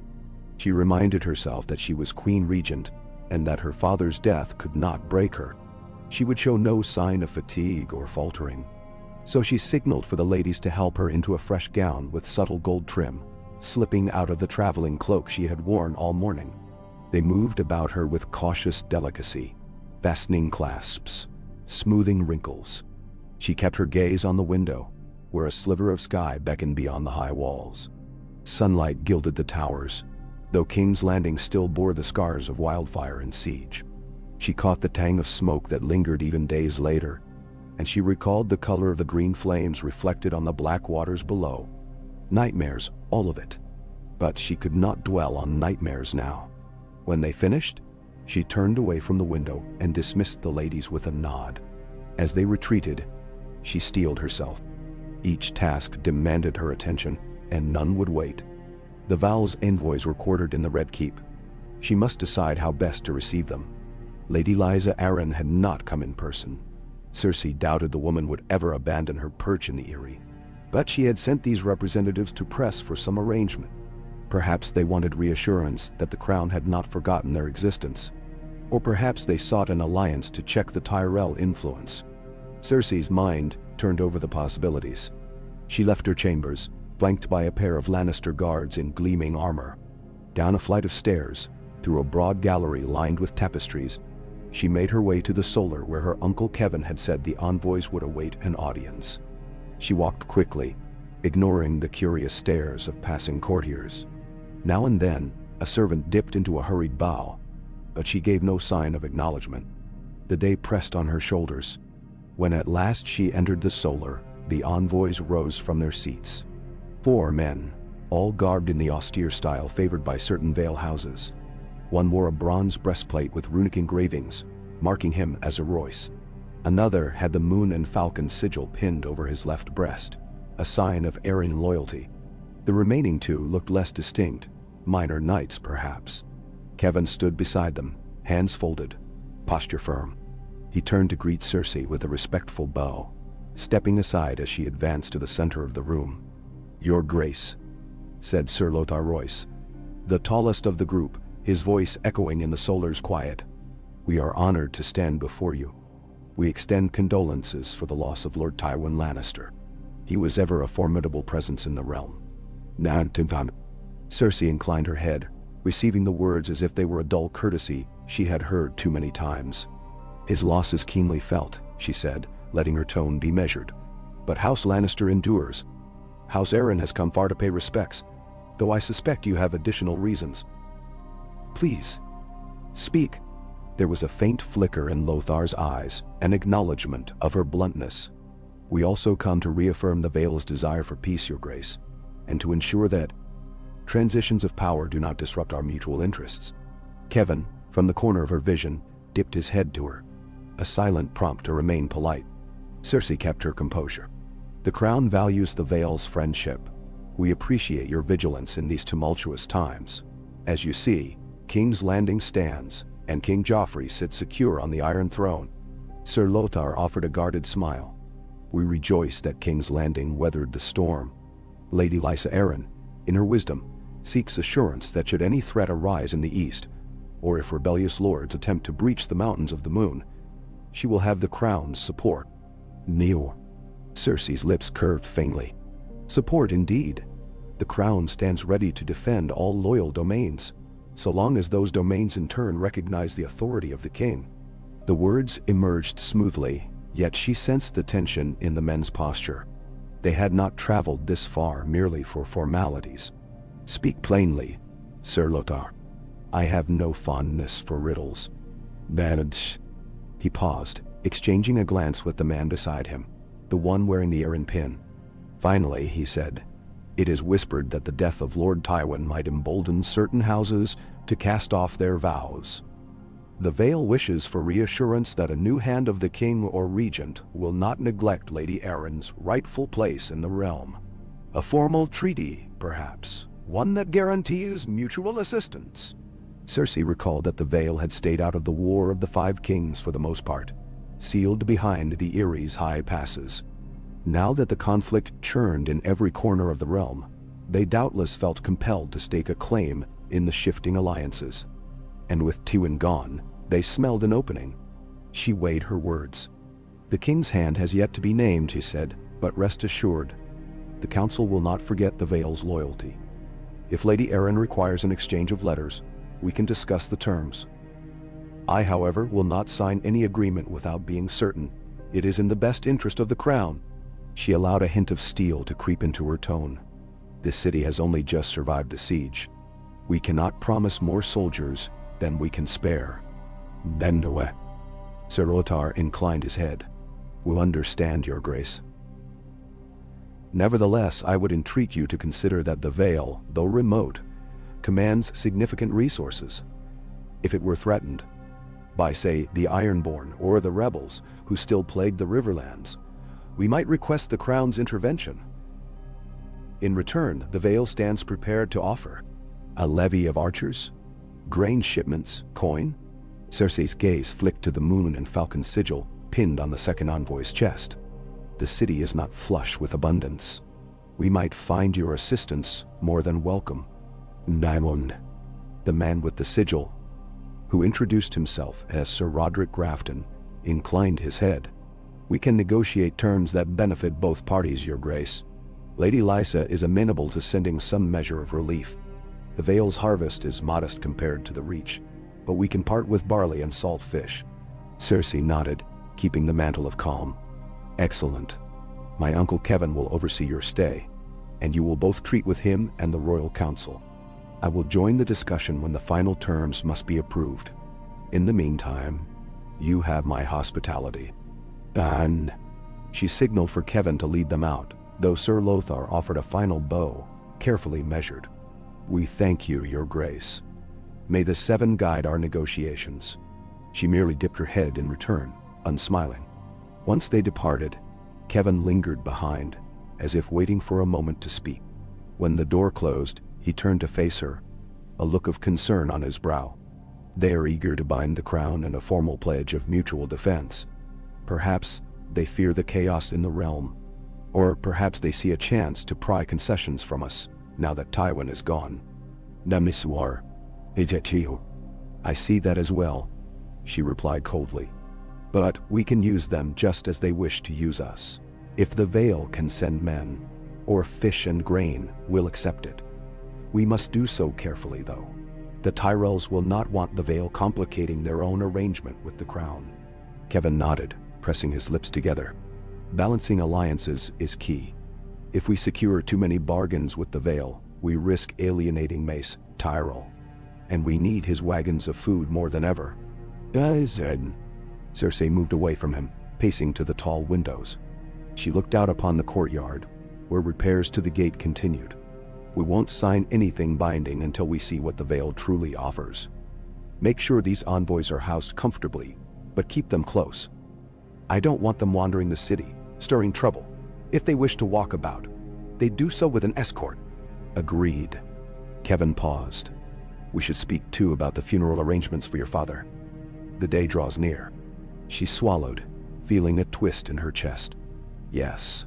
The lords and ladies will gather in the Great Sept to pay respects.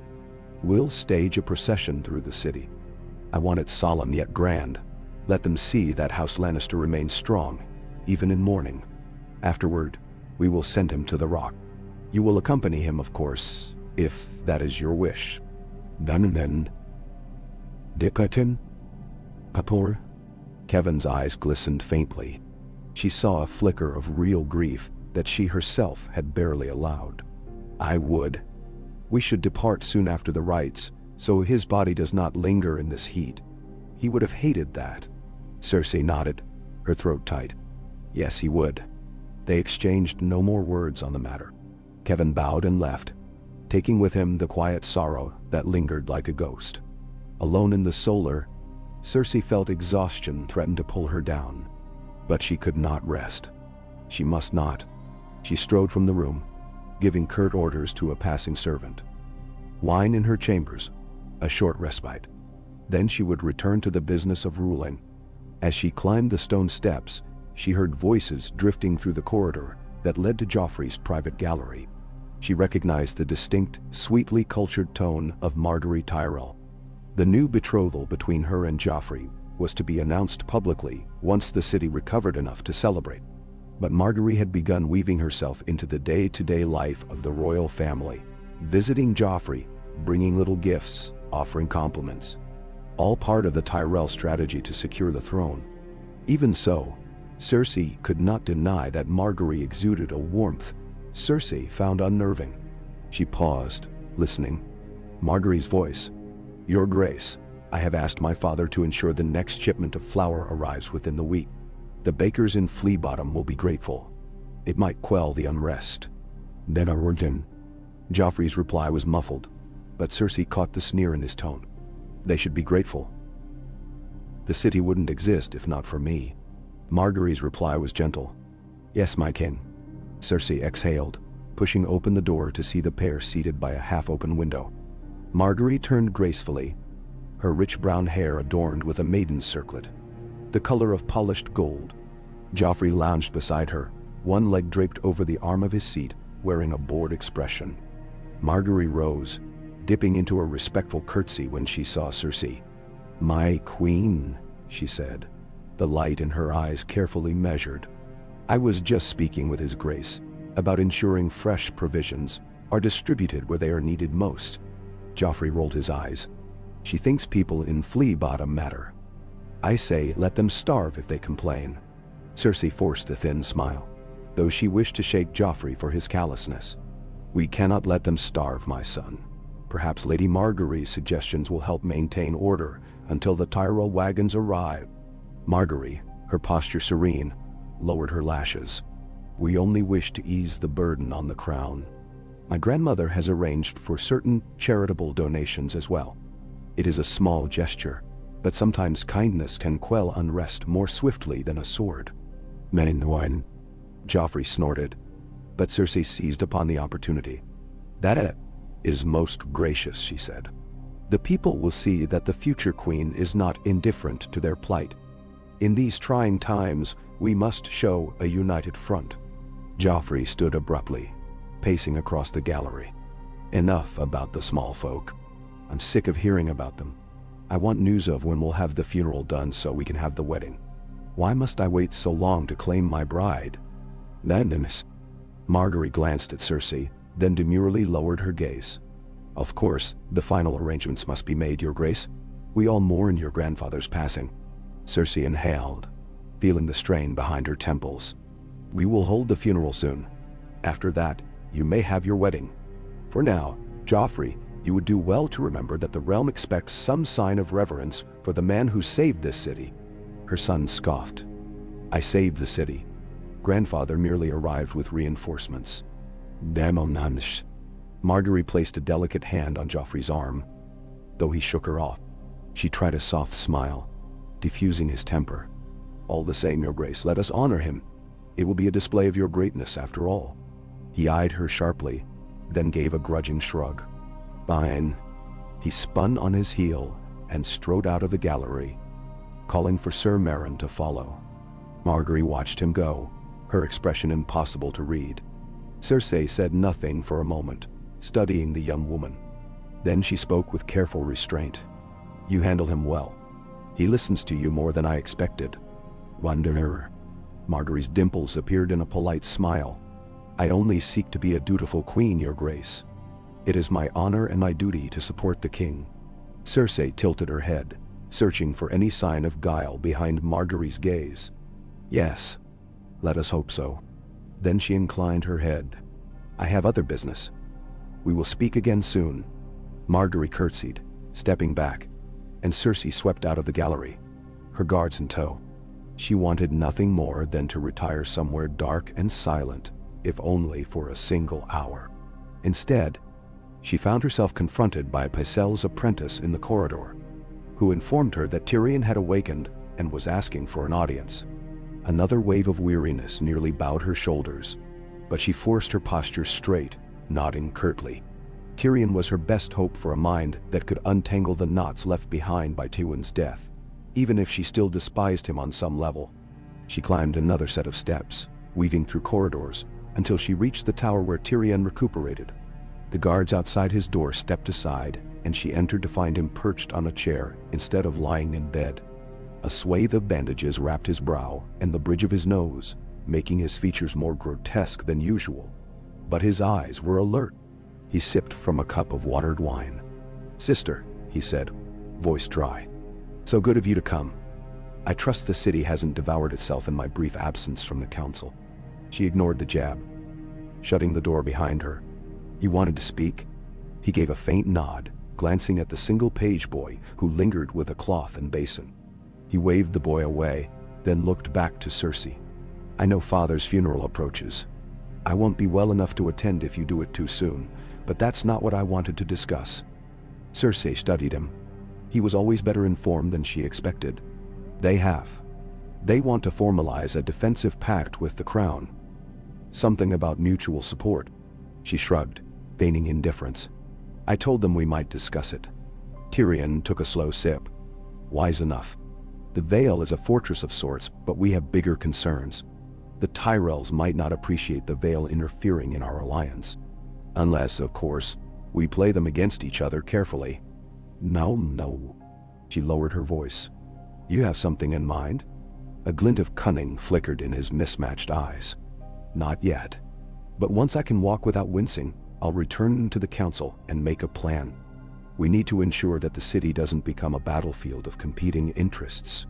The Tyrells bring food, but they also want power. The Vale wants security, but they bring less in the way of immediate resources. Somewhere in this tangle there's a path that benefits us, if we're clever." "Nine. She tapped her fingers on the back of a chair. "And if I must choose between them?" "You'll choose the Tyrells," Tyrion said without hesitation. "We cannot feed the city with Vale barley alone. We cannot placate the Iron Bank with that either. The Vale might help if the war drags on, but in the short term, we need the reach. That said, a cunning queen regent might promise the Vale certain privileges in the future, so they remain cordial. Keep them hoping, but not truly satisfied." "Yes, sir." Cersei's lips twitched, acknowledging his logic. "Yes. That was my reading as well." Tyrion's look of mild surprise didn't escape her notice. She felt a surge of perverse satisfaction that her younger brother realized she was not entirely witless. He shifted in his seat, wincing. "I've heard rumors that Stannis might still be somewhere in the Stormlands, licking his wounds. We shouldn't forget him. He could rally more men and strike again." She folded her arms. "I'm aware. As soon as we can spare a force, we'll see to it that he's stamped out. But first, this city must stabilize. If the people riot, it won't matter if Stannis reappears." "Nustai." He nodded. "True. In that case, do we still have enough gold to keep the bread prices from skyrocketing?" She nearly laughed without mirth. "We have what gold we can scrape from the vaults. Baelish claims he can secure fresh credit from various lenders so long as we appear stable. But every day that passes, the crown's debts grow." Tyrion's mouth tightened. "So we can't rely on money alone to keep the city calm. We'll need gestures of goodwill, like distributing Tyrell flour at a discounted price, or holding some festival once the mourning period ends. Something to keep them from turning on us." "Nevermind, Rosti." She lifted her chin. "Joffrey wants a tournament, no doubt, but that seems wasteful given our debts. I've tried to delay him." She hesitated, then added in a quieter tone, "You know how he is." Tyrion pressed his fingertips together. "All too well. Perhaps small gestures. A day of bread and salt for the poor. An organized feast for the wounded veterans. Enough to say, the king remembers your service, without draining the treasury on pageantry." "Danny." Cersei stared at him, her mind already calculating how that might serve them. "It might work, but we must do it carefully so it doesn't appear a sign of weakness." He twisted his lips. "You're learning, sister." For a moment, she considered a barbed retort. Instead, she let the comment hang. She glanced at the bandages on his head. "How is your wound?" He grimaced. "Painful, but healing. At least I can see out both eyes. The scar might leave me even uglier than I was before. A gift from Sir Mandon Moore, I hear." She felt a stab of guilt and complicated emotion. recalling that Mandon Moore had been a Kingsguard and that Tyrion suspected foul play orchestrated by someone high in the court. But she offered no comfort. "Rest then. I need you lucid enough to work. The city is on a knife's edge, as you know." He raised his cup in a mocking toast. "Here's to the edge, then." She turned to leave, not wanting to linger in that cramped space. As she opened the door, she looked back once, catching a glimpse of Tyrion's face in the candlelit gloom. Beneath his usual mask of sarcasm, she saw a flicker of what might have been fear, or perhaps simple grief. Then she slipped out, letting the guards close the door behind her. The corridor outside bustled with new arrivals, men bearing crates of bandages and herbs from the Reach, servants carrying clean bedding for the wounded. A medic brushed past, offering a quick bow. So many souls crammed into these twisting passages, each with their own small role in the aftermath of battle. Cersei wanted to retreat to solitude, but she forced herself onward. By late afternoon, she found her steps leading back to the great Septati. Tywin's bier still lay in state under watchful candlelight. The Septons drifted about in near-silent devotion, chanting prayers for the departed. A few knights from the Westerlands knelt in vigil. The hush pressed around Cersei as she approached the body, feeling her pulse in her throat. She stood over her father, studying the cool mask of his face. The embalmers had done their work, but the faint scent of oils and spices lingered, unable to fully conceal the sweetish odor of decay. She felt her stomach clench. In life, his eyes had been so sharp, so commanding. Now they were sealed, giving him an odd, peaceful aspect. She found herself gripping the edge of the bier, her knuckles whitening. A sudden wave of emotion swept over her, a mixture of anger and sorrow. She wanted to demand that he rise, to scold him for leaving her to face this alone. Yet she had spent much of her life yearning for his approval, receiving only cold directives. She realized, with a hollow ache, that she had never truly known how to please him. Now, she never would. She stood there for what felt like an eternity, unmoving, until one of the Septons ventured closer with a quiet cough. She turned her head, seeing the man bow in reverence. "Your Grace, we will begin the official mourning rites at dawn tomorrow. A day of solemn chanting open to all, and then the funeral procession the next morning if that pleases you." She swallowed against the dryness in her throat. "Yes, that pleases me. Make it so. I'll see that the lords and ladies attend." The Septon bowed again, retreating with measured steps. She cast one final look at Tywin's still form, then turned away, her vision blurred with unshed tears. A part of her wanted to kneel and let them fall, but she remembered his voice telling her never to show weakness. She forced the tears back, letting them burn in her chest. She would not weep. Not here. Not while so many eyes watched. She emerged into the twilight. The city smelled of hot stone and stale smoke. She recalled how, a fortnight ago, she had truly believed King's Landing might fall to Stannis. Now they had survived, but the cost was a chasm that threatened to swallow them all. She knew that tomorrow, at the vigil, the great sept would fill with every important figure who still lived in the city. The Tyrells would arrive in fine black and gold. The Vale envoys would lurk in corners, and a smattering of lesser lords would try to curry favor. All of them would watch her, measure her. She would stand tall as Queen Regent, guiding Joffrey through the motions. If he displayed any sign of cruelty or mockery, she would quell it. She had to. For Tywin's memory, for House Lannister. As she walked toward the keep, she noticed a group of displaced smallfolk gathered near the gates, begging for food and shelter. The guards stood at attention, uncertain how to proceed. Their captain approached Cersei, bowing. "Your Grace, these folks say their homes were burned in the battle. They've nowhere to go." Cersei's first instinct was to dismiss them. The Red Keep was no charity house. But she remembered Tyrion's words, that gestures of goodwill might buy peace. She glanced at the ragged group, hollow-cheeked women clutching thin-limbed children, old men with fear in their eyes. The city could ill afford more chaos if these people turned desperate. The memory of a riot, mere weeks ago, still stung. She inhaled sharply. "Allow them to shelter in the lower bailey for tonight," she said, her tone clipped. "Send word to the kitchens for scraps." I'll speak with the master of stables to see if there's any space. But keep them under guard. We can't have thieves wandering the corridors." The guard captain nodded, looking relieved to have clear orders. Cersei walked past, not wanting to linger as the small folk cried out desperate thanks. She felt no warmth from their gratitude. She was merely fulfilling a need, postponing a potential riot. Still, a faint stirring of satisfaction flickered. She had taken a step that Tywin might have dismissed as weakness, but in her mind it was strategy. Better a well-fed beggar than a starving rebel. She spent the evening closeted with Kevin and a handful of loyal knights, finalizing the funeral details. They pored over routes for the procession, times for the sept ceremonies, ensuring that the city watch would line the streets to prevent any incident. Marguerite Tyrell sent a polite note, asking if she and her ladies could contribute wreaths of white roses, a gesture of mourning. Cersei read the note in silence and finally agreed, though with some reluctance. White roses would add a certain grace to the occasion, and that might calm the city. House Tyrell's blossoming influence was a bitter taste in her mouth, but necessary.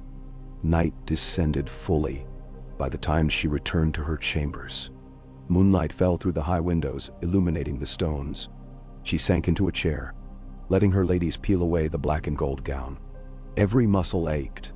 She thought of Jaime, far away, presumably still trying to return to King's Landing after his capture by the Starks. A pang of longing twisted in her belly. She imagined him here, standing at her side, offering comfort. But he was gone, and Tyrion was wounded, and Tywin lay dead. She was alone. Her father's last gift, she thought bitterly. The responsibility of the realm placed squarely on her shoulders. Her ladies tried to brush her hair, but she waved them away impatiently. "Leave me. I will ring if I have need." "No." They hurried out, leaving her alone in the dimly lit chamber. She gazed at her reflection in a silver mirror, set upon a stand. Faint lines touched the corners of her eyes. The stress of the last weeks, the nights without sleep, showed in her complexion. Yet her face remained beautiful, or so she told herself. Beauty was another weapon, one she must wield carefully. But she would have traded that weapon for a moment of simple peace.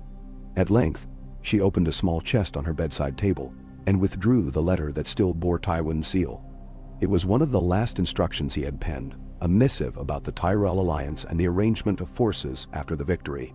She read it over the neat lines of his handwriting. So direct, so measured. "We must not underestimate the Tyrell ambition. Keep the boy king in line. Reward loyalty swiftly and punish betrayal without hesitation." The lines were etched into her memory. She touched the wax seal, its lion imprint mocking her.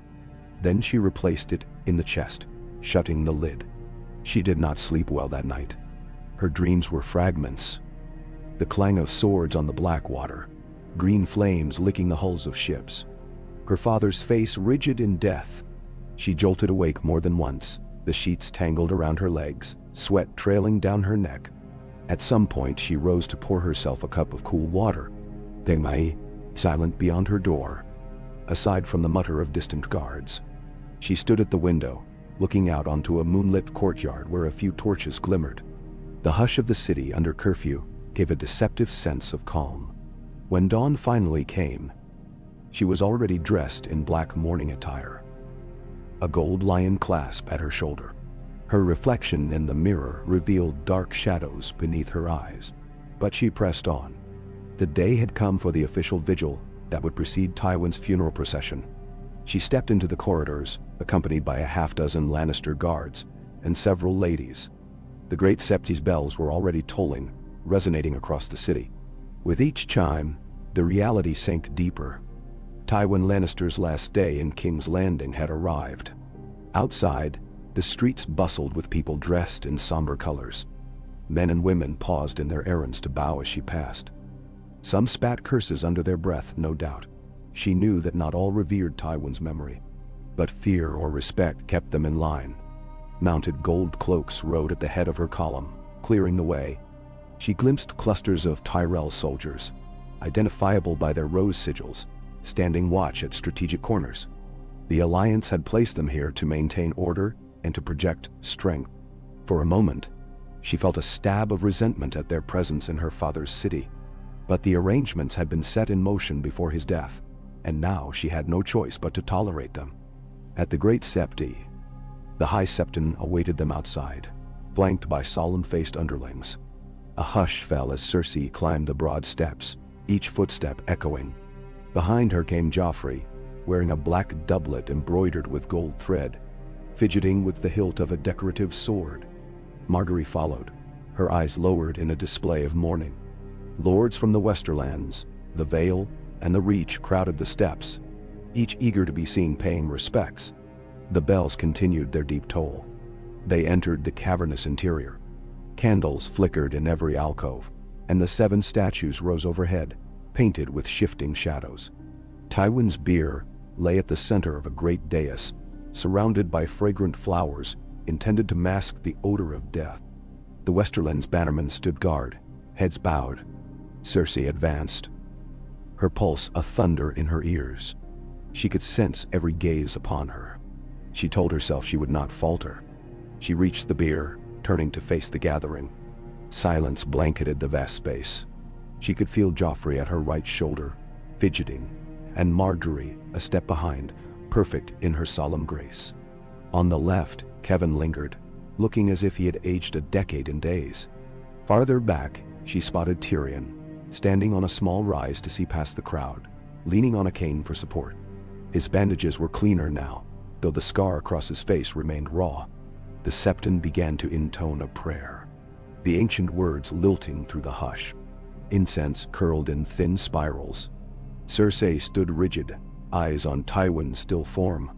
He wore fine gold and red raiment, his hands folded over the hilt of a long sword, his face pale and unyielding.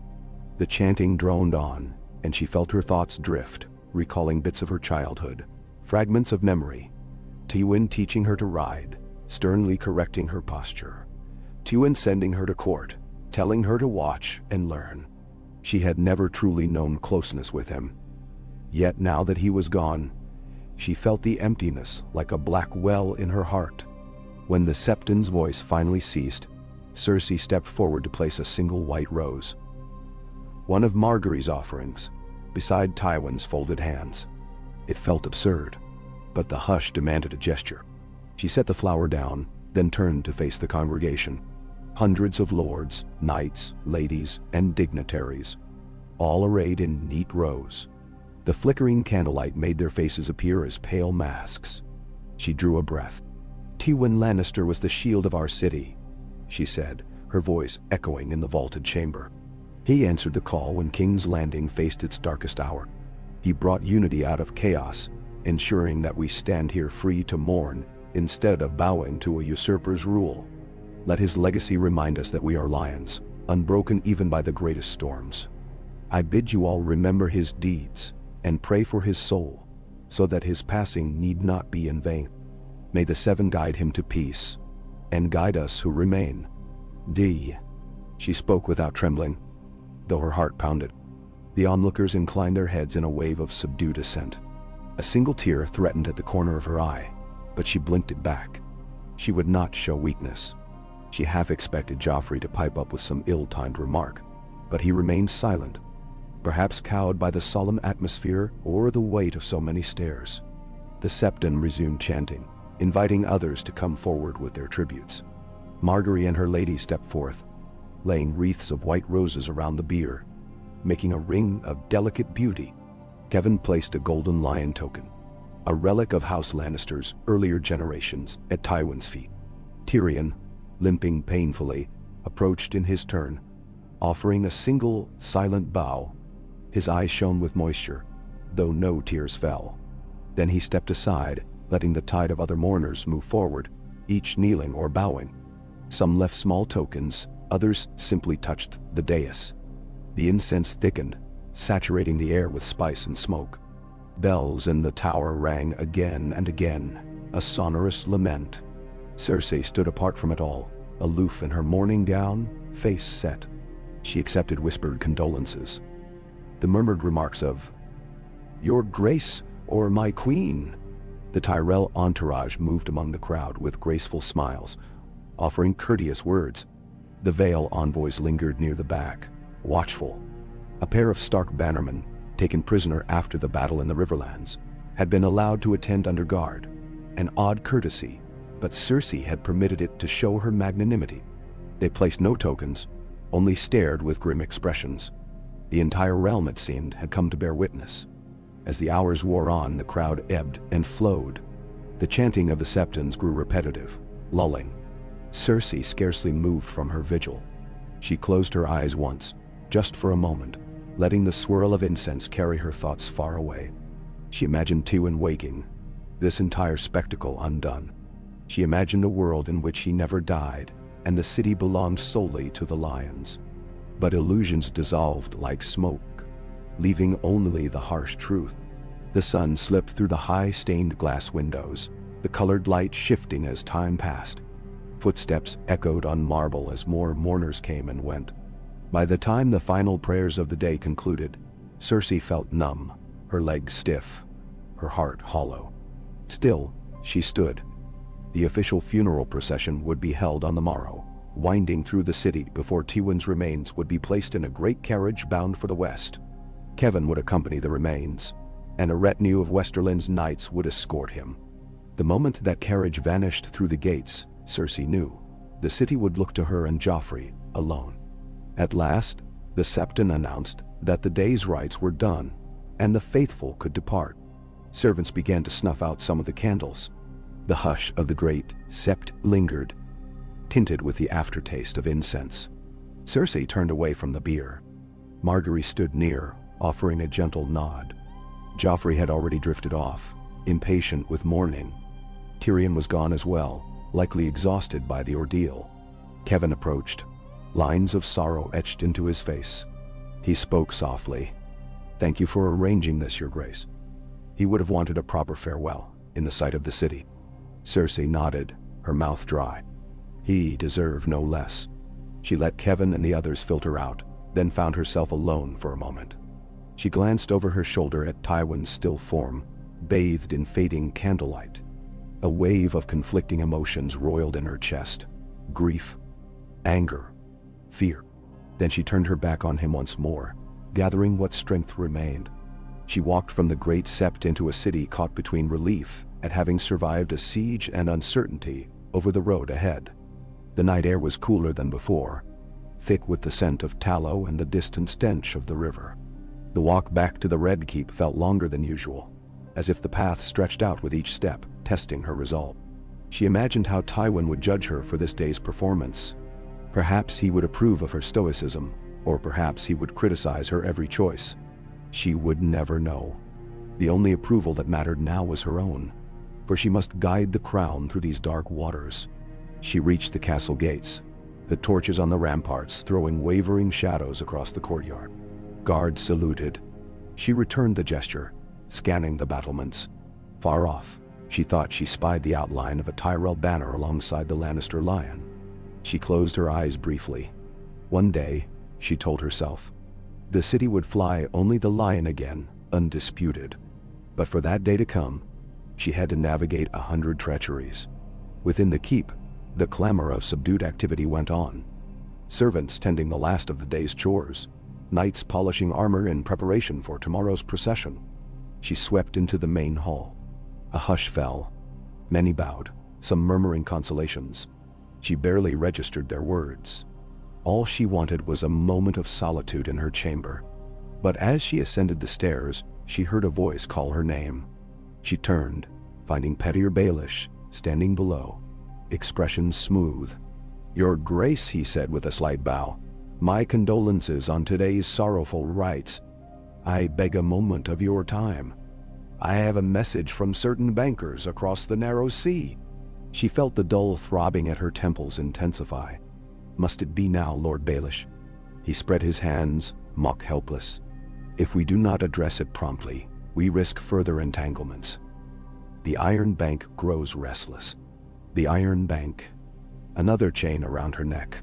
She glanced up the stairs, wishing she could vanish, then forced herself to descend. Very well. Walk with me. Now. They strode into a side corridor, away from the throngs. Baelish explained in hushed tones how a Braavosi envoy was making inquiries, hinting that they might consider funding Stannis if the crown did not start repaying its debts. The mere thought kindled fresh anger in Cersei's gut. She spat. They dare to threaten the throne? Threaten might be too strong a word. Baelish murmured. They hint, they imply. But yes, the Iron Bank does not forget. They will have their due. She halted under a flickering torch. Then we must show them we're good for it. Or at least convince them not to back our enemies. What do they want? Nazira Diwa. Baelish's sly smile appeared. Assurances. Likely partial repayment. A sign that the crown intends to honor its obligations. If we cannot provide coin immediately, we might offer them the promise of a lucrative trade privilege once the war is over. Cersei's mind raced. They had precious little coin, but trade privileges might be a smaller price to pay. We need to ensure this is done quietly. If the realm hears we're paying the Iron Bank before feeding the city, the small folk will riot. The Tyrells might object, too, if they suspect we're sending coin across the sea, rather than settling local debts. Nust. Baelish inclined his head in agreement. All of the more reason to move discreetly. I can handle the negotiations if you grant me the authority. She eyed him. And in return you'll want something. Harrenhal is worthless, Lord Baelish. I will not give you more than that. His smile remained cunning. I am content with Harrenhal, your grace. It is not worthless to me, and perhaps in time more can be made of it. But for now, let us focus on keeping the Braavosi out of Stannis' purse. And her anger simmered. She despised needing this man's cunning, but the city needed it more. Do it, she said at last, voice quiet but firm. Keep me informed. If you betray us to the bank or misappropriate even a single coin, I would never, he interjected with mock offense. She let a dangerous silence hang. Then she turned on her heel and walked away. Her footsteps echoed, the tension thrumming in her veins. The day had been long, and tomorrow would be longer still. Tywin's final farewell would draw every vulture in the realm. But Cersei would greet them with a lion's roar if need be. For tonight, she sought only her bed, a moment's respite before another dawn of endless maneuvering. Back in her chamber, she dismissed her ladies at once, ignoring their curtsies. Alone in the dim glow of a single candle, she undressed mechanically and slipped under the covers.